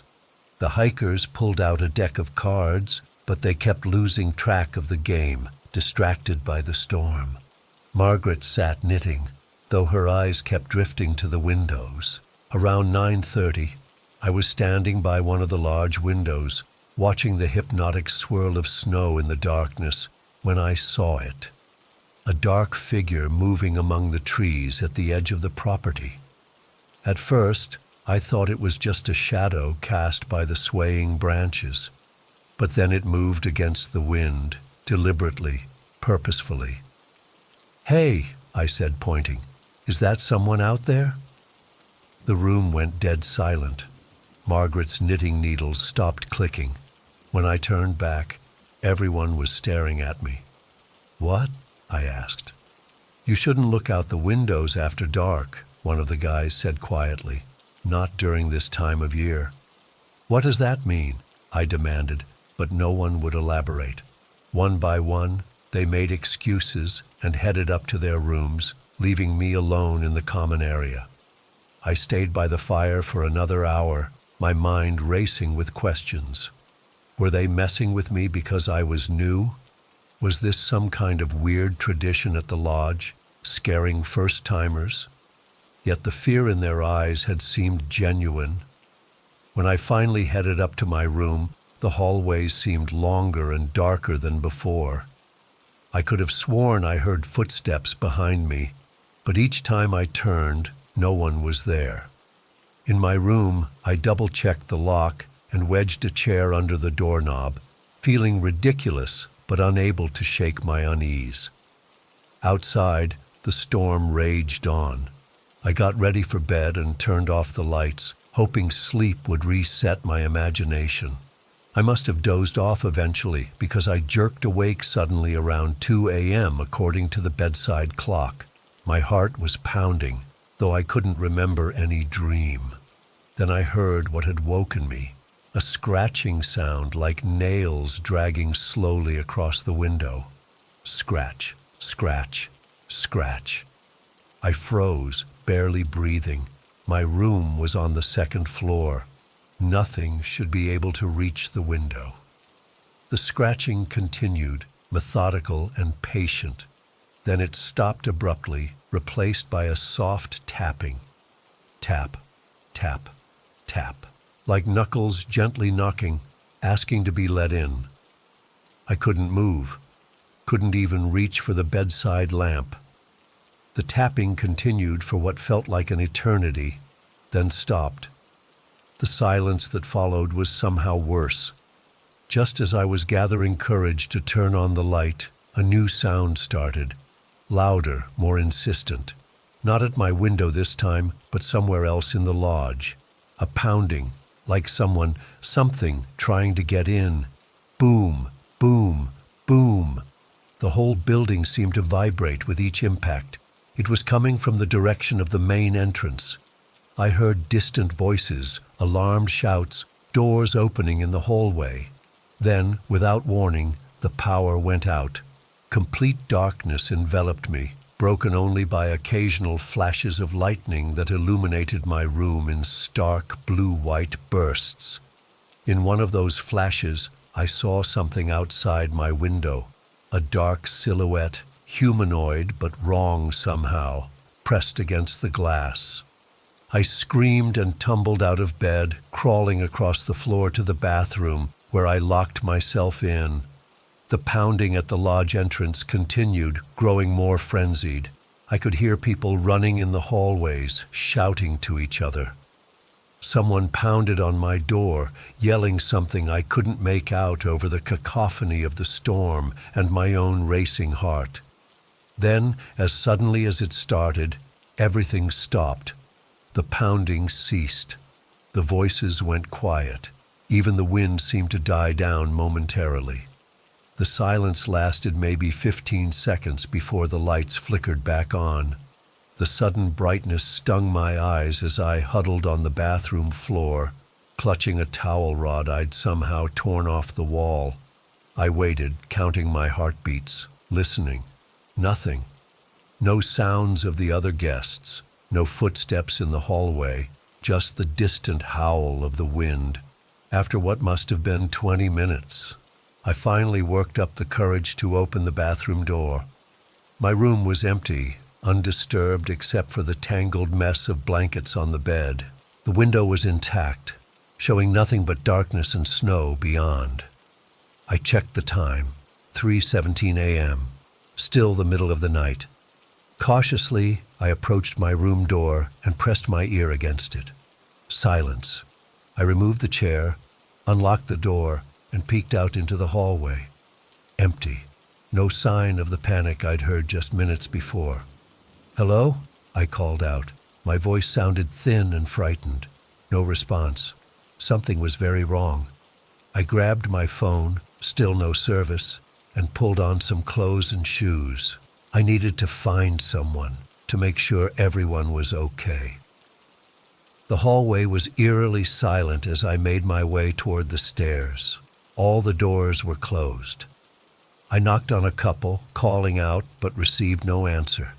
The stairs creaked loudly under my weight as I descended to the first floor. The common area was empty, the fire reduced to glowing embers. No sign of Robert or any of the other guests. I checked the dining room, the library, even peeked into the kitchen and Robert's office. Nothing, just emptiness and silence. When I returned to the common area, I noticed something that made my blood run cold. A scarf that Margaret had been wearing, discarded on the floor near one of the windows. Beside it was a single knitting needle. As I moved closer, I saw scratch marks on the window frame, as if someone had clawed desperately at it. With growing horror, I searched the rest of the first floor. In the dining room, I found a cell phone on the floor, its screen cracked. In the library, a pair of glasses lay broken beside an overturned chair.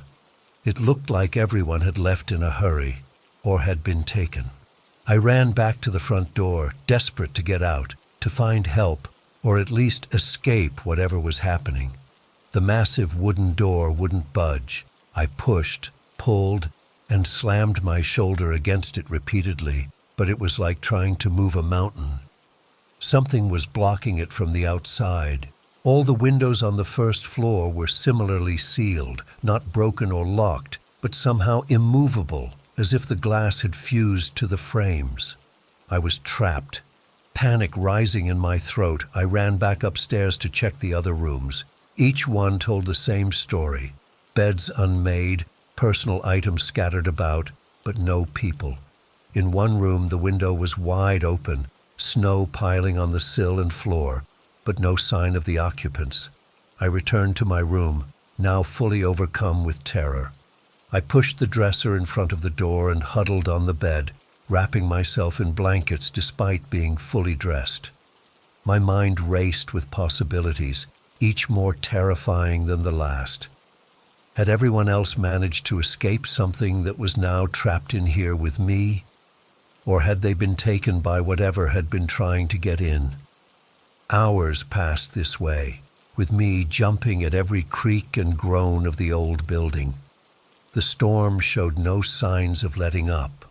Occasionally, I thought I heard footsteps in the hallway or scratching at my window, but I couldn't be sure if it was real or just my frayed nerves. Dawn came, gray and cheerless behind the curtain of snow. I must have dozed off at some point because I jerked awake to a new sound. Footsteps, definite this time, coming up the stairs. Heavy boots on wood. I held my breath, eyes fixed on the door, on the dresser that suddenly seemed woefully inadequate as a barricade. The footsteps stopped outside my door. A moment of silence, then 3 loud knocks.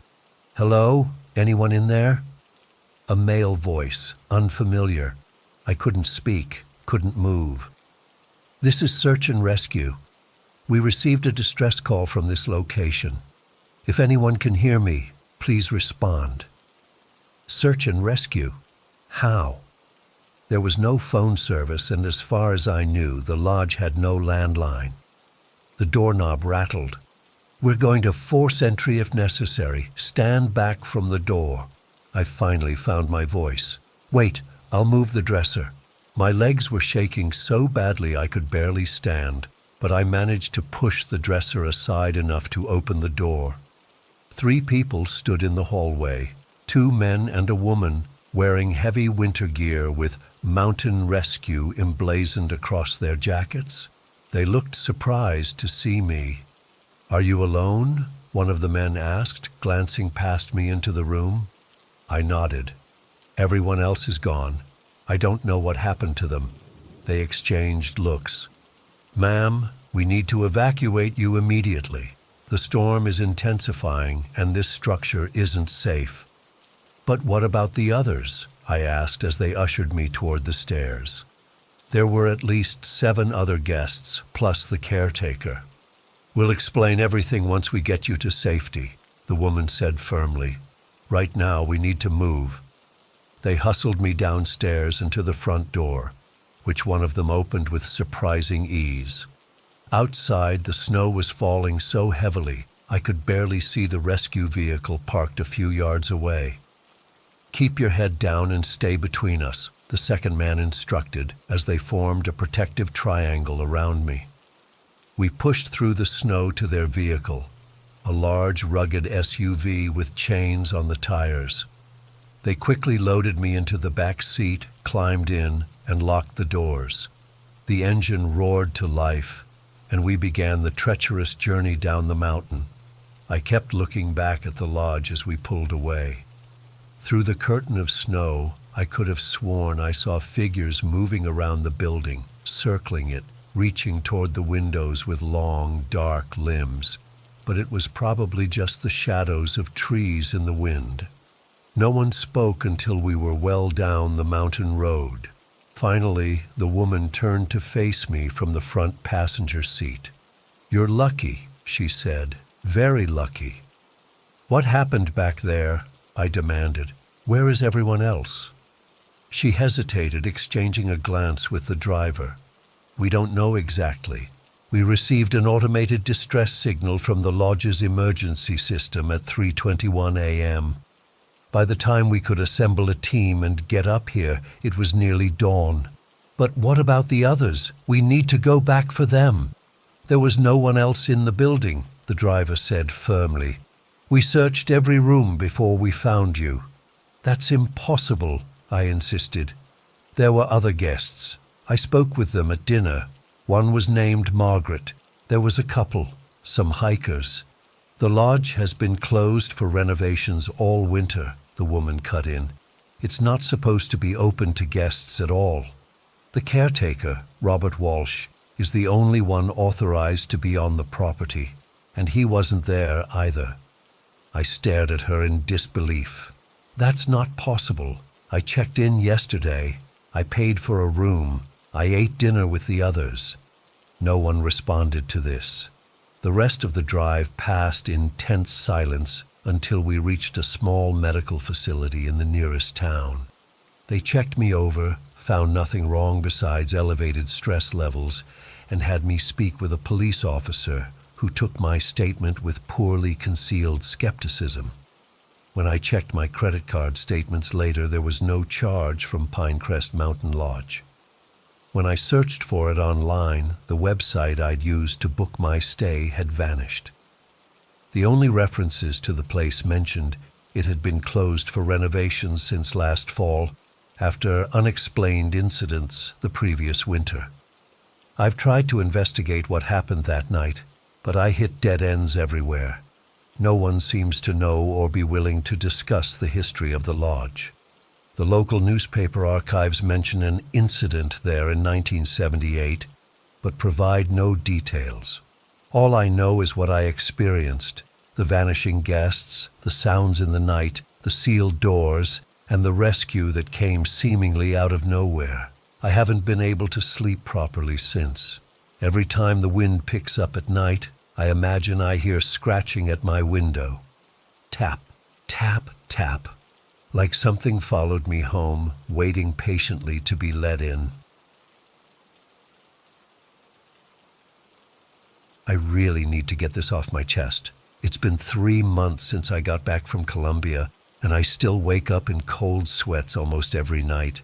I thought writing this down might help me process what happened, because I've tried talking to my friends about it, but they either don't believe me or think I'm exaggerating. I'm not. I've always been into traveling to places that aren't your typical tourist traps.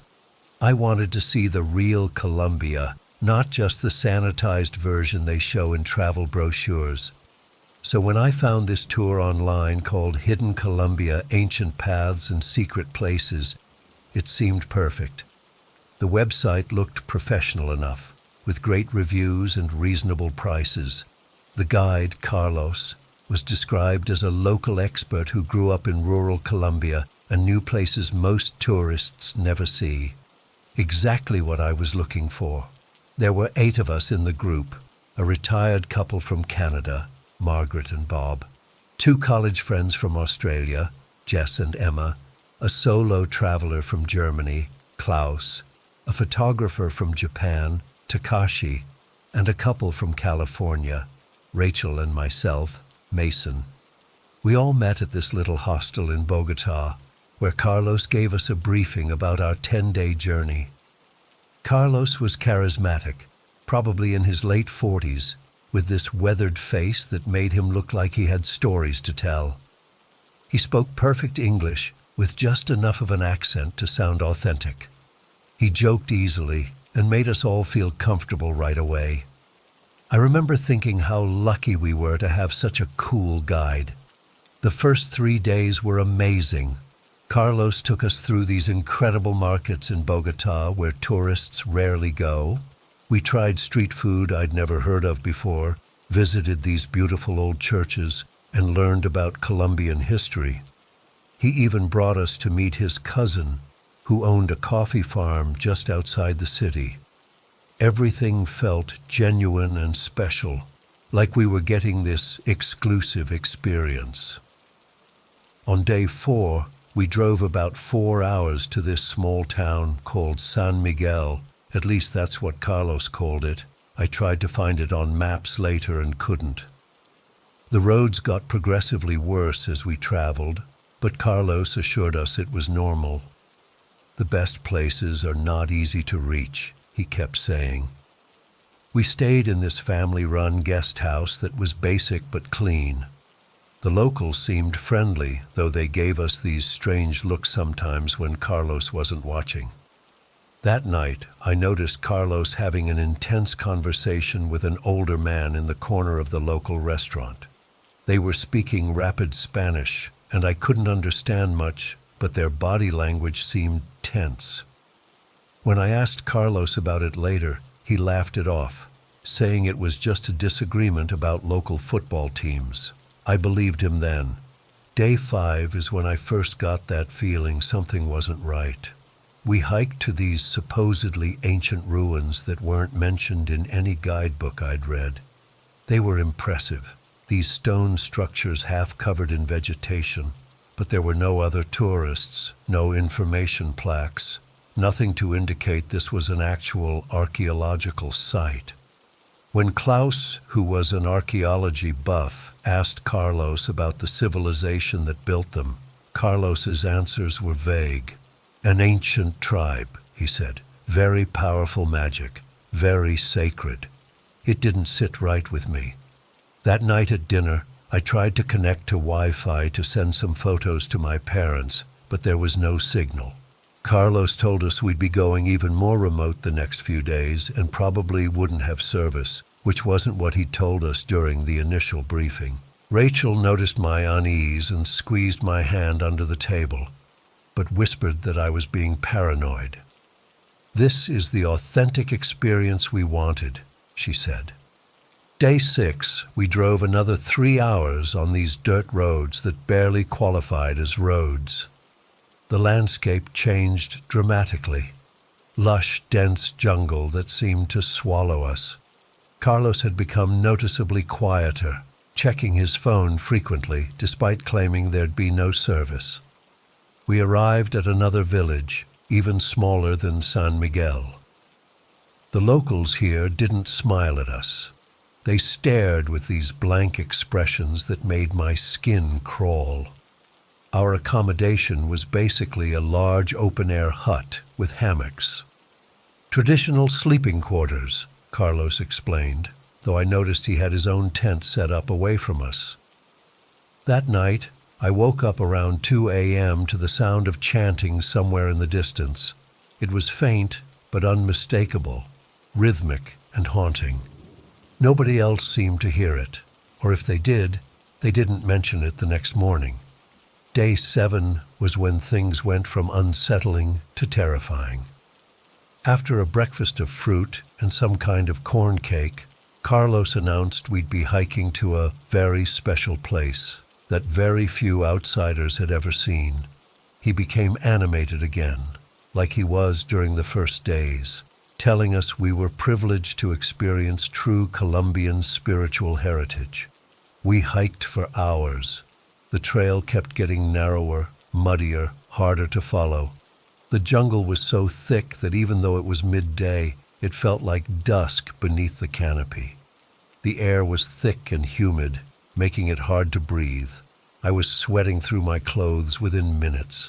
About 2 hours in, I pulled Rachel aside.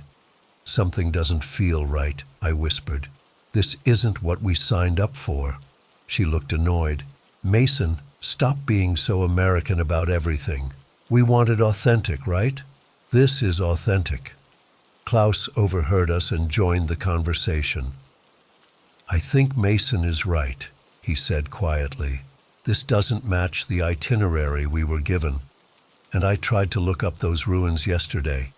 They don't exist in any archaeological record." Carlos appeared beside us suddenly, making me jump. "Is there a problem?" he asked, his smile not quite reaching his eyes. "Just wondering how much further," I said, trying to sound casual. "Not far now," he replied. "Trust me.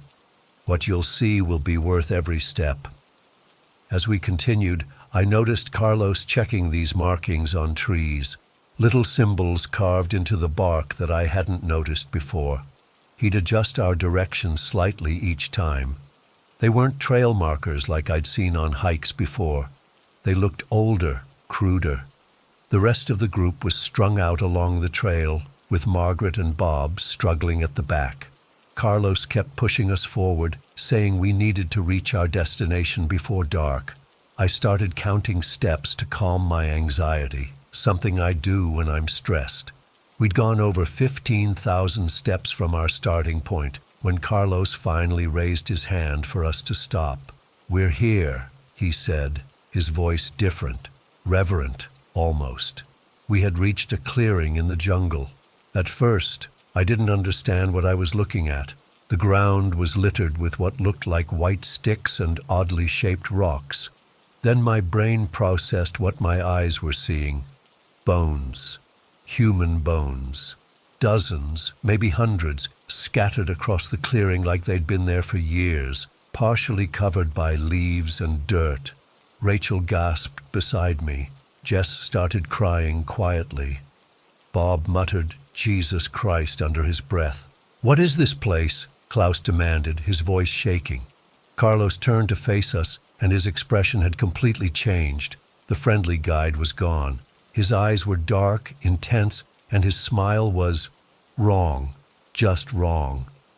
"This is the sacred ground of Los Guardianes," he said, his accent suddenly thicker. "For centuries, my ancestors have brought offerings here. The forest demands sacrifice." I felt like I couldn't breathe. This wasn't happening. This couldn't be real. "Those who enter the forbidden territory must pay the price," Carlos continued, "just as these others did." He gestured at the bones around us. That's when I noticed movement at the edge of the clearing. At first, I thought it was just shadows shifting as clouds passed overhead. But then I saw them clearly. Dark figures moving between the trees. They were humanoid, but wrong. Their proportions were off, limbs too long, heads too large and misshapen. They moved with a jerky, unnatural gait that made my stomach turn. "Run!" I screamed, grabbing Rachel's arm. "Everybody run!" Chaos erupted. Takashi bolted immediately, disappearing into the trees. Margaret screamed as one of the figures emerged fully from the tree line. Its skin was a mottled gray-black, stretched tight over a frame that was almost skeletal. Its face was the worst part, mostly human, but with a mouth that opened too wide, revealing rows of needle-like teeth. Bob tried to pull Margaret away, but he tripped over a root and fell hard. The creature was on him in seconds. I'll never forget the sound he made. Not quite a scream, more like air being forced from his lungs. Rachel was frozen beside me, her face white with terror. I don't remember deciding to run. My body just moved. I pulled Rachel with me, heading back the way we'd come. I could hear the others crashing through the underbrush around us, screams and sobbing punctuating the heavy silence of the jungle. I glanced back once and saw Carlos standing calmly in the clearing, watching us flee with that same wrong smile. The creatures, 3 or 4 of them now, were moving through the trees with terrifying speed and agility. We hadn't gone more than 100 yards when one of them cut across our path. It moved so fast it was almost a blur. Up close, it smelled like rotting meat and something chemical I couldn't identify. Its eyes were black pools that reflected nothing. It reached for Rachel with hands that ended in long, curved claws. I shoved her away from it and felt those claws slice through my backpack and graze my shoulder. The pain was immediate and intense, like being cut with a heated knife. I stumbled backward, certain I was about to die. The creature made this clicking sound deep in its throat as it advanced. I couldn't even scream. Then suddenly, there was shouting and light. A group of men burst from the trees carrying machetes and torches. They were locals from the village, I realized. They surrounded the creature, shouting in Spanish and waving their torches. The thing hissed and backed away, seemingly afraid of the fire. More villagers appeared, forming a protective circle around us. One of them, an older man with deep lines in his face, grabbed my arm and pulled me to my feet. "Run now," he said in broken English. "Follow road, go town, never come back." Everything after that is a blur. I remember running with Rachel and some of the others, Klaus, Emma, and Jess. I remember the sound of something shrieking in the jungle behind us, a sound no human or animal should be able to make. I remember reaching a dirt road as the sun was setting and flagging down a truck that took us to a town large enough to have police. The authorities didn't believe us, of course. They said Carlos Montenegro wasn't registered as an official guide. The tour company didn't exist. The website disappeared the day after we reported everything. When police finally went to investigate, they found nothing. No clearing, no bones, no Carlos. The village we stayed in the night before claimed they'd never seen us or Carlos. 4 people from our group never made it out of that jungle: Bob, Margaret, Takashi, and the German guy, Klaus. The official report says they got lost and probably died from exposure or animal attacks. But I know what I saw. My shoulder healed, but it left these strange scars, 3 parallel lines that sometimes burn when I wake up from nightmares. Rachel won't talk about what happened. She's blocked my calls and texts. Emma and Jess went back to Australia and haven't responded to any of my emails. I've spent weeks researching Los Guardianes and that region of Colombia. I found nothing concrete, just vague references in some obscure anthropological journals to indigenous beliefs about forest guardians who protect sacred land from outsiders, and a disturbing pattern of tourists going missing in that general area over the past 50 years. Sometimes I wonder if I imagined it all, if the stress of being lost in the jungle made me hallucinate. But then I look at these scars, and I know it was real. Whatever those things were, they exist. And Carlos is still out there, probably finding new groups to lead into that clearing. I don't know why the villagers saved us, or how they knew we were there. I don't know why those creatures didn't follow us beyond a certain point. There's so much I'll never understand about what happened. All I know is I'm never going hiking again. I'm never visiting anywhere off the beaten path. And most nights, I still wake up hearing that clicking sound and smelling that rotting chemical smell, convinced there's something with long limbs and too many teeth standing in the dark corner of my bedroom watching me.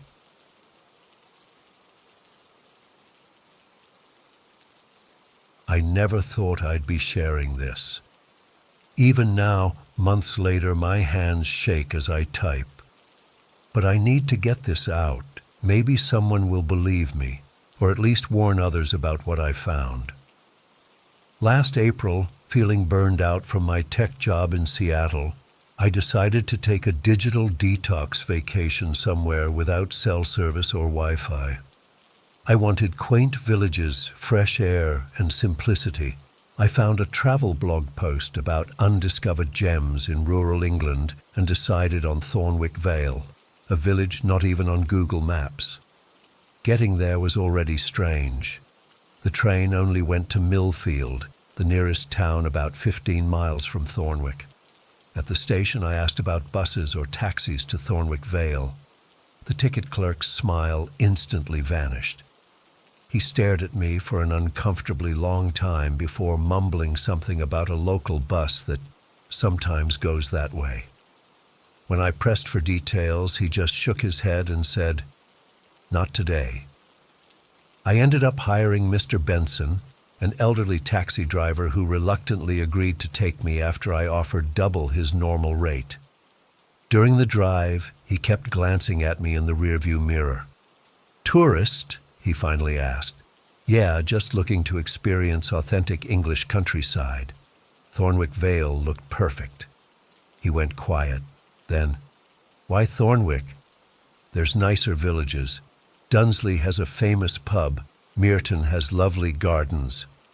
I want somewhere off the beaten path, I explained.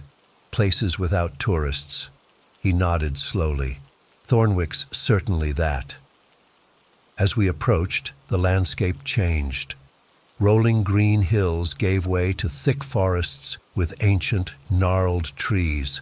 The road narrowed to barely a car's width, winding through dense woods. It felt like driving into a fairy tale, not the Disney kind, but the original Brothers Grimm versions where children get eaten. "I can take you as far as the crossroads," Mr. Benson announced abruptly. "Village is a half-mile walk from there." I started to protest, but something in his expression stopped me. He wouldn't meet my eyes. I paid him, adding a generous tip, and he handed me my backpack with a strange intensity. "They keep to themselves," he warned. "Don't take offense if they seem standoffish with outsiders," and he hesitated. "Best not to wander after dark. Old stone paths easy to trip." Before I could ask what he meant, he'd turned his taxi around and was speeding away. I stood alone at a crumbling stone marker where 3 dirt paths met, my backpack suddenly feeling heavier. The walk to Thornwick Vale was like stepping back in time. The dirt path eventually gave way to worn cobblestones, and the village appeared suddenly around a bend. Stone cottages with thatched roofs, window boxes full of blood-red flowers, and a central square with an ancient well. It was exactly what I'd imagined, picturesque, untouched by time. But immediately something felt wrong. The air was different, heavy like before a thunderstorm. But the sky was clear, and it was too quiet.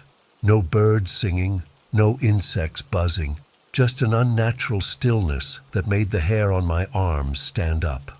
I noticed a small inn called the Sleeping Lamb on the square and headed there, hoping to check in and get my bearings.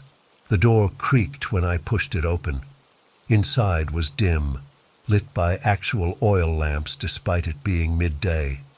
Behind a wooden counter stood an older woman with steel-gray hair, pulled into a severe bun. She didn't look up when I entered, just continued writing in a large ledger. "Excuse me," I said. "Do you have a room available?" She looked up slowly, her face expressionless. Her eyes were pale blue, almost colorless, and she stared at me without blinking for so long I started to wonder if I should repeat myself. "We don't get many visitors," she finally said. Her accent was thick, nothing like the polished BBC English I'd heard elsewhere, especially Americans. "I'm just looking to experience authentic village life for a few days," I explained. She nodded slightly. 3 nights? That would be perfect. £30 per night, cash only. I handed over the money, and she passed me a heavy iron key without another word. No credit card, no ID, no registration form, just the cash and key. Up the stairs, last door on the right, breakfast at 7 sharp, dinner at 6. We locked the front doors at 9. "Lock the doors?" "For safety," she said flatly. "You wouldn't want to be wandering about at night." That was the second warning about nighttime. I nodded and headed upstairs. The room was basic but clean, a narrow bed with a patchwork quilt, a wash basin, no private bathroom, and a small desk beneath a window overlooking the square. I unpacked my few belongings and decided to explore the village while it was still daylight. Outside, the square was still eerily quiet. A few locals crossed occasionally, heads down, moving with purpose. When I smiled or nodded, they'd quickly look away or duck into doorways. No one returned my greetings. I walked the entire village in less than an hour. Besides the inn, there was a small store selling basics, a pub called the Faithful Shepherd, and a stone church on a hill at the edge of town. Most cottages had their curtains drawn, despite the pleasant day. Gardens were meticulously maintained with the same red flowers everywhere. At the village limits, something strange caught my attention. Tied to tree branches along the road were small bundles of sticks bound with red thread, hanging like Christmas ornaments. Some had feathers or small bones woven into them. I thought they might be some quaint local tradition and took a photo. Instantly, I heard a sharp "Oi" behind me. An old man with a walking stick hobbled toward me, his face twisted in anger. "No photographs," he snapped. "Put that away." "I'm sorry," I said, pocketing my phone. "I didn't know." "You're not from here," he interrupted. Not a question. "No, just visiting for a few days." He looked me up and down, then at the stick bundles. "These are private matters, village traditions, not for tourist pictures." "I understand. I apologize." He grunted, then turned to leave before pausing. "You staying at Margaret's Inn?" I nodded. "Be in by dark," he said, not looking back. "Village isn't for nighttime wandering." That was the third warning. As he shuffled away, I noticed the sun was already low on the horizon.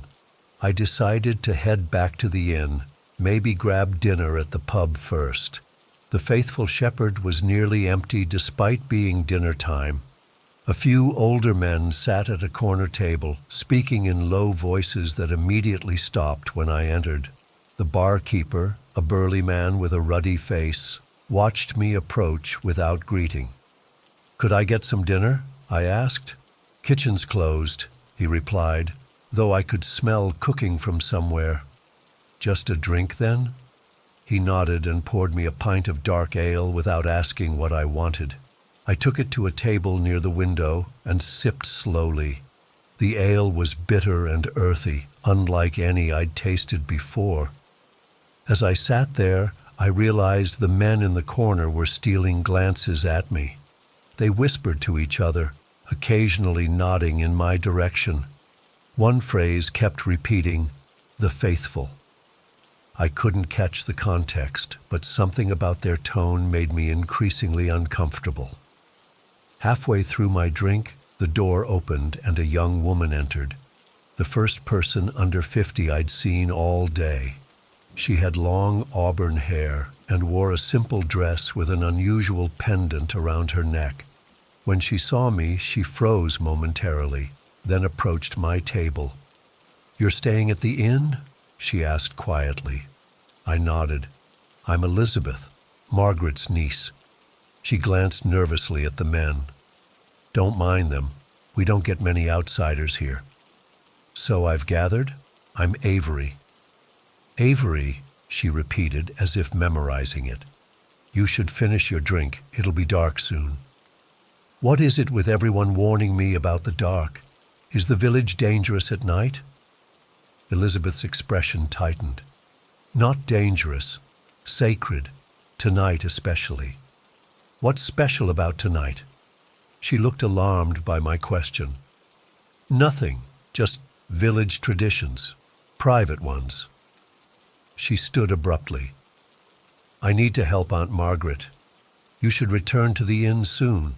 As she hurried out, I noticed the pendant around her neck, a circular design with strange symbols carved into it, similar to the stick bundles I'd seen. The sun was setting as I left the pub. The village had transformed in the fading light. Shadows stretched long across the cobblestones, and not a single person was visible in the square. Window shutters that had been open earlier were now firmly closed. The only sound was the distant cawing of crows. I quickened my pace toward the inn, suddenly understanding why everyone had warned me. The village at night was genuinely unsettling. The ancient buildings loomed ominously, and the winding streets created confusing shadows that played tricks on the eyes. Halfway to the inn, I realized I'd taken a wrong turn. The square should have been straight ahead, but instead I found myself in a narrow alley between stone walls. I turned around, only to find another unfamiliar lane. Somehow, I'd gotten completely turned around. My heart began to race as I tried to find my way back. Each turn led to another identical-looking lane. The village had seemed so small during the day. How could I possibly be lost? As darkness fell completely, I started hearing things. Soft footsteps on stone, whispered voices just beyond hearing range, the rustling of fabric around corners. Whenever I turned to look, there was nothing there. Finally, I saw light ahead, a large bonfire blazing in what appeared to be a hidden courtyard behind the church. Relief washed over me. People meant directions back to the inn. I hurried toward the light. I was about 20 feet away when I realized something was very wrong. Around the massive bonfire stood at least 30 villagers, arranged in a perfect circle. They wore dark robes with hoods pulled up, their faces illuminated by the dancing flames. In unison, they swayed and chanted in a language I'd never heard, guttural and ancient-sounding, with rhythmic patterns that made my skin crawl. In the center, near the fire, stood Elizabeth, but transformed. Her simple dress replaced by elaborate robes covered in the same symbols as her pendant. Her hair was unbound, and her face painted with red symbols. Before her on a stone altar lay several small animals, rabbits or squirrels, their bodies arranged in a pattern. My breath caught in my throat as I watched Elizabeth raise a curved knife, its blade reflecting the firelight. The chanting grew louder as she brought it down in one swift motion, cutting into one of the animals. She collected its blood in a stone bowl, then moved to the next creature. I should have run immediately, but shock rooted me to the spot. These weren't the quaint country folk I'd imagined. This was something much darker, some kind of pagan ritual or sacrifice happening right in front of me. Elizabeth dipped her fingers in the blood and began marking the foreheads of the circle members, who received the symbol with closed eyes and rapturous expressions. She spoke words I couldn't understand, her voice carrying clearly across the courtyard. Suddenly, a twig snapped under my foot. The chanting stopped instantly. Dozens of heads turned in unison toward the shadows where I stood frozen. Elizabeth's voice rang out, "Someone watches, the outsider." I finally broke from my paralysis and ran. Behind me, shouts erupted as the circle broke and people scattered in pursuit. I dashed blindly through unfamiliar alleys, my heart pounding so hard I could barely hear my own frantic breathing. Footsteps echoed from multiple directions. They were spreading out to cut me off. I ducked into a narrow space between buildings, pressing myself against cold stone as two robed figures rushed past. "The faithful must protect the ritual," one hissed to the other. "Find the outsider." I waited until they passed, then darted in the opposite direction. Where was the main road? Where was anywhere that might lead out of this nightmare village? Every turn looked the same in the darkness. Stone walls, cobbled paths, shadows that seemed to move on their own. I was completely disoriented, but I knew I needed to get out of the village center. I spotted a gap between houses that seemed to lead toward the edge of the village and sprinted for it. As I emerged onto a wider path, I saw the crossroads in the distance where Mr. Benson had dropped me off. Freedom was just a few hundred yards away. Then I heard it, the sound of many footsteps coming from both sides. Villagers were converging on me, their robed figures visible now in the moonlight that had broken through the clouds. Their faces held expressions I'll never forget, not anger, but fervent devotion, religious ecstasy. They weren't just chasing an intruder, they were protecting something sacred. "The faithful protect the old ways," they chanted as they closed in. "The faithful serve the ancient ones." I turned to run but tripped on the uneven cobblestones, sprawling hard onto the ground. My knee exploded in pain as I scrambled to get up, but it was too late. They surrounded me, a circle of hooded figures with Elizabeth at the front, her face streaked with animal blood that looked black in the moonlight. "You shouldn't have watched," she said softly. "The ritual is only for the faithful." "I didn't mean to," I gasped. "I got lost. Please, I just want to leave." "None who witness may leave," an older voice said. I recognized Margaret from the inn, now wearing robes similar to Elizabeth's. The ancient ones demand discretion or sacrifice. The circle tightened around me. I saw the gleam of Elizabeth's ritual knife as she stepped forward. This couldn't be happening. Not in England, not in the 21st century. Yet the expressions on their faces told me they were deadly serious. Just as Elizabeth raised the knife, headlights suddenly flooded the scene. A vehicle was speeding toward us, horn blaring. The villagers scattered as an old Land Rover skidded to a stop between me and my pursuers. The driver's door flew open. "Get in now," a man's voice shouted. I didn't hesitate. I scrambled into the passenger seat as two other people, a man and woman, jumped out from the back, holding what looked like iron pokers as weapons to keep the villagers at bay. "Hurry!" the driver yelled to his companions. They backed toward the vehicle as the villagers regrouped, their momentary surprise fading. Elizabeth's voice cut through the chaos. "Interferers! The faithful will find you too." The two defenders leapt into the back seat, and the driver floored it before their doors were even closed. We fishtailed on the dirt road, narrowly missing two villagers who tried to block our path, then shot forward into the darkness. I was hyperventilating, unable to process what had just happened.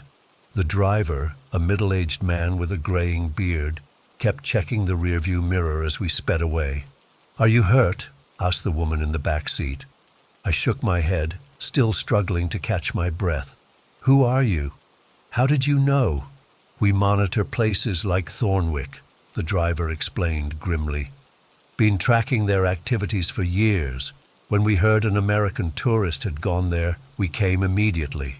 They're usually more careful about isolating themselves." "What are they?" I demanded. "Cultists," said the man in the back seat. "Been there for generations. They worship entities they believe predate Christianity. What night is it?" "April 30th, the woman answered. "Beltane Eve."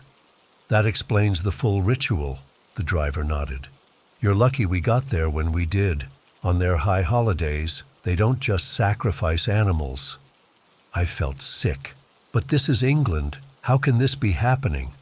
"There are pockets of the old ways everywhere," the woman said. "Most are harmless, pagans celebrating nature. But some, like Thornwick, took darker paths generations ago." "We need to call the police," I insisted. They exchanged looks. "We've tried," the driver said, "multiple times. Reports filed, evidence submitted. Somehow investigations always dead end. The village has protectors in high places."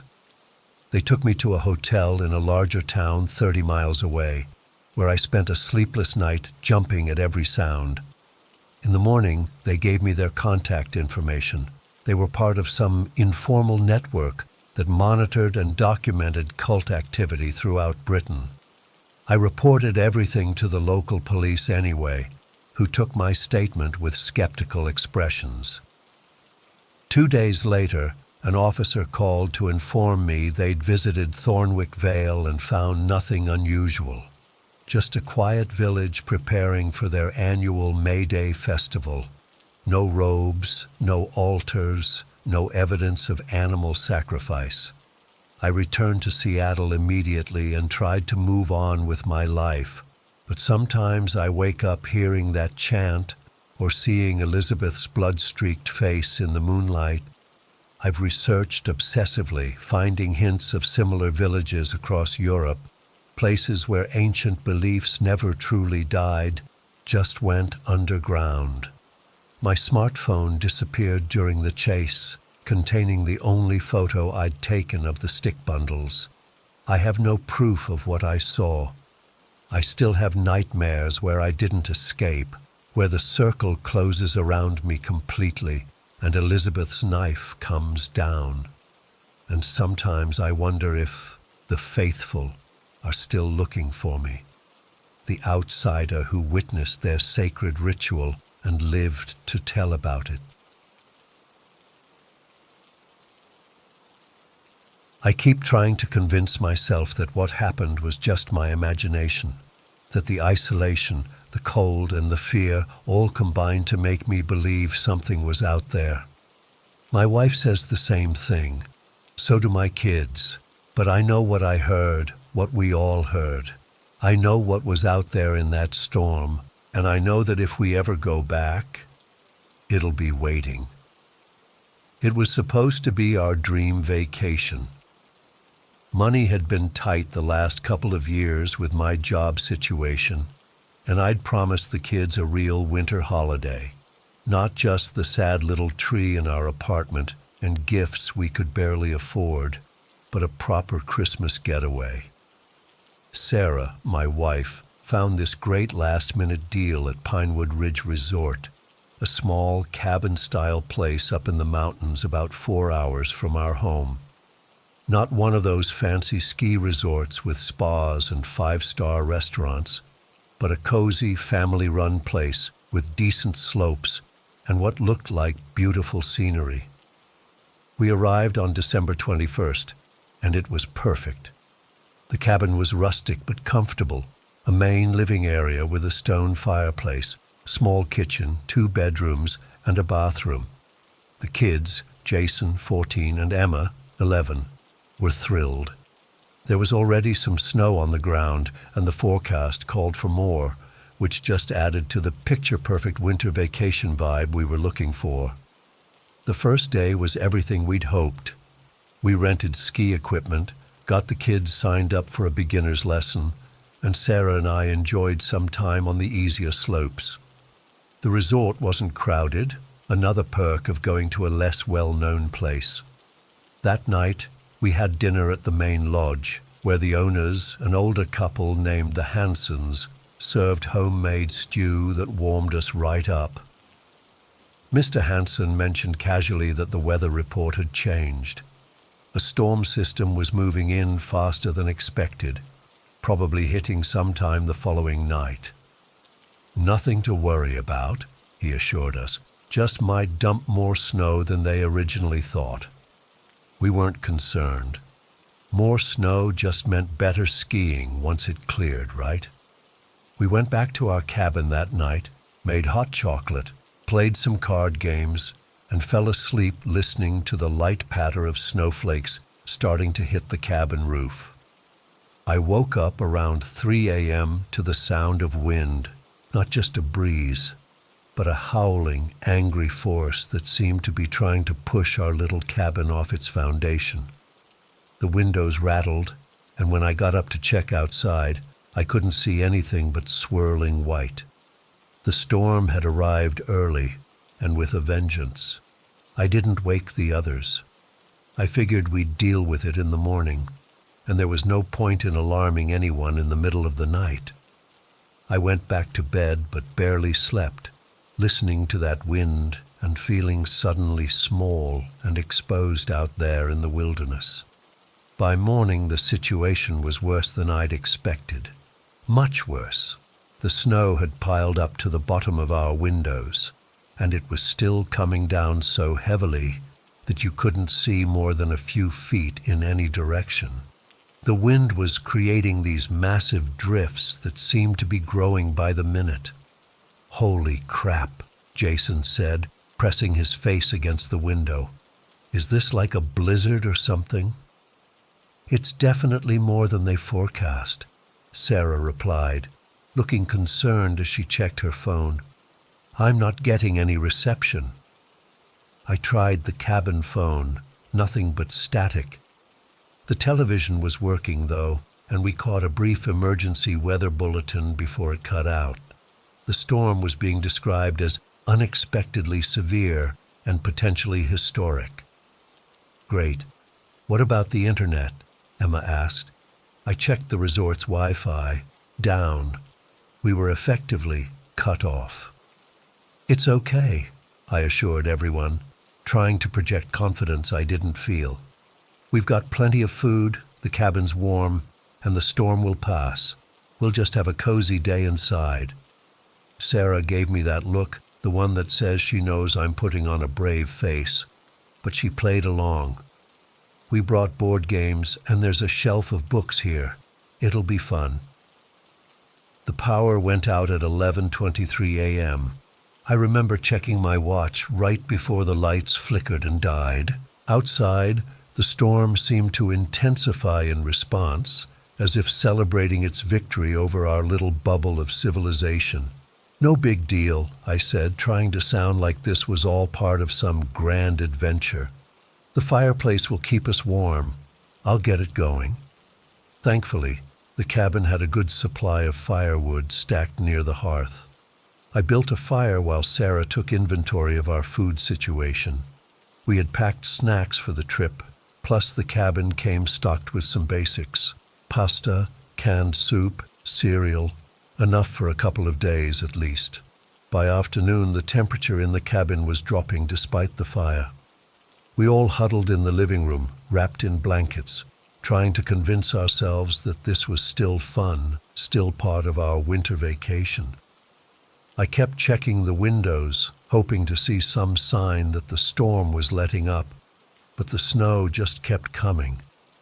"What if it doesn't stop?" Emma asked, voicing the fear we were all feeling. "It will," Sarah said firmly. "Every storm ends eventually." We ate a cold dinner of sandwiches, saving our cooking options for when we really needed them.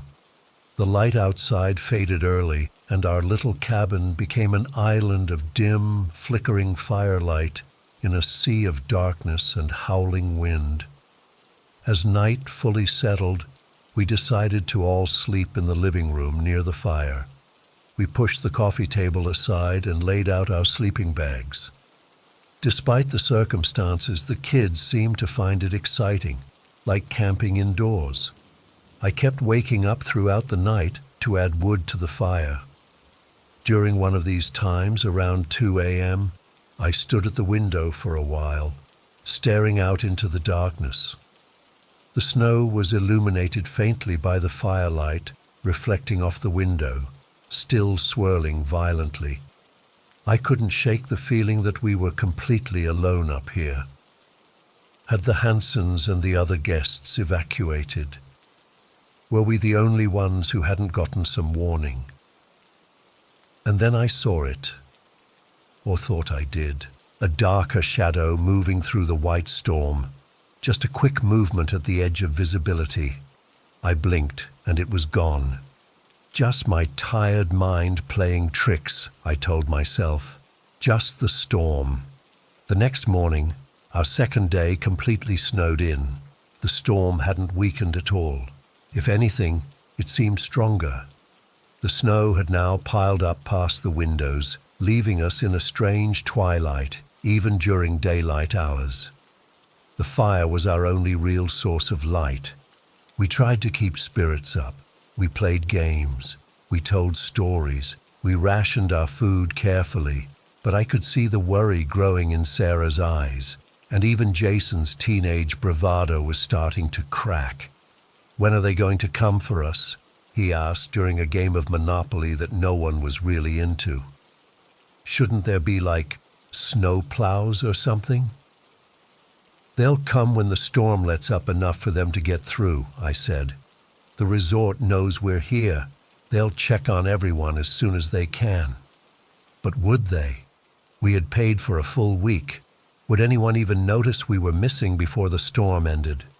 The first strange noise came that afternoon. At first, I thought it was just the wind finding some new way to howl around the cabin's corners. But this was different, a long, scraping sound along the outside wall, like something dragging itself through the snow. We all heard it. Everyone froze, board game forgotten. "What was that?" Emma whispered. "Just branches from a tree," Sarah suggested, but there was no conviction in her voice. We all knew there weren't any trees close enough to the cabin to reach the walls. "I'll check it out," I said, moving toward the window, but the snow blocked most of the view. I could only see swirling white and darkness beyond. The scraping came again, moving around the cabin's perimeter, methodical, deliberate. "Maybe it's someone from the resort checking on us," Jason suggested, but his voice cracked. "Maybe. But why wouldn't they call out? Why just scrape along the walls?" When the sound reached the door, it stopped. We all stared at that door, barely breathing. The handle didn't move, but something definitely bumped against it from the outside. Once, twice, then silence. "Hello," I called out, my voice sounding strange and muffled in the quiet cabin. "Is someone there?" No answer. I moved closer to the door, ignoring Sarah's hissed warning to stay back. "If someone's out there, we're okay in here," I called. "We have supplies." More silence. Then, just as I was about to turn away, a sound from the other side. Not a voice, but a low, rumbling growl. Not like any animal I've ever heard. It was deep, vibrating, almost hungry. I stumbled back from the door. Emma started crying softly. Sarah pulled both kids close to her on the couch. "It's just the wind," I said weakly. "Or maybe a bear or something looking for food." "Bears hibernate in winter," Jason whispered. The rest of that day passed in tense silence, all of us jumping at every noise from outside. The scraping sound came back periodically, circling the cabin, sometimes stopping at the door or a window. Each time, that same growl followed. Whatever it was, it knew we were in here, and it was patient. Night fell, and none of us wanted to sleep. We kept the fire going as bright as we could, hoping that light and heat would keep away whatever was out there. I found an old poker by the fireplace and kept it close for all the good it would do. Around midnight, the attack started. It began with scratching at the door, not the casual scraping from before, but frantic, powerful clawing that sounded like it was tearing through the wood. Then something hit the door hard enough to make it shudder in its frame. "Oh my God," Sarah gasped, clutching the kids. I stood in front of them, poker raised, as whatever it was slammed against the door again and again. The wood began to splinter around the hinges. "The bedroom!" I yelled. "Get in the bedroom and lock the door." Sarah grabbed the kids and ran while I stayed, frozen in terror, but determined to buy them time if that door gave way. The pounding stopped suddenly. In the silence that followed, I could hear my own ragged breathing and Sarah trying to quiet the kids in the bedroom. Then the scratching moved to the window, followed by a sharp crack as something hit the glass hard enough to make a spider web of fractures. I backed toward the bedroom, still facing the window, watching as something pressed against the broken glass. A shape, darker than the darkness outside, large and formless. The growl came again, louder this time, and the glass cracked further. I practically fell into the bedroom, slamming and locking the door behind me. Sarah and the kids were huddled on the far side of the bed, white-faced and trembling. "What is it?" Sarah whispered. "I don't know," I admitted. I couldn't see it clearly. We heard glass breaking in the main room, followed by the sound of something heavy landing on the floor. Scratching, sniffing, moving around. Emma started to cry again, and Sarah quickly put her hand over her mouth. Jason was shaking so hard the bed was vibrating slightly. The thing in the other room let out another growl, and then we heard it moving toward our door. The handle rattled. Something scratched at the wood. I gripped the poker so hard my knuckles turned white, positioning myself between the door and my family. If it got through, I'd go down fighting. The scratching and pounding at our bedroom door lasted for what felt like hours, but was probably only minutes. Then abruptly, It stopped. We heard the thing move away, back into the main room. More sounds of it moving around, knocking things over. Then silence. We stayed frozen in place, barely breathing, straining to hear any sign that it was still there. Nothing. After maybe an hour of silence, I finally worked up the courage to approach the door, pressing my ear against it. I couldn't hear anything from the other room. "I think it's gone," I whispered. "Don't open the door," Sarah pleaded. "We need to know," I insisted, though every fiber of my being was screaming at me to keep that door locked and barricaded. Slowly, hand shaking, I turned the lock and eased the door open just a crack. Cold air rushed in, much colder than it should have been, even with the fire dying down. I peeked through the opening.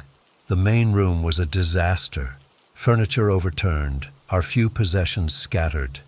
One window was completely shattered, snow already blowing in and forming a drift on the floor, but there was no sign of what had broken in.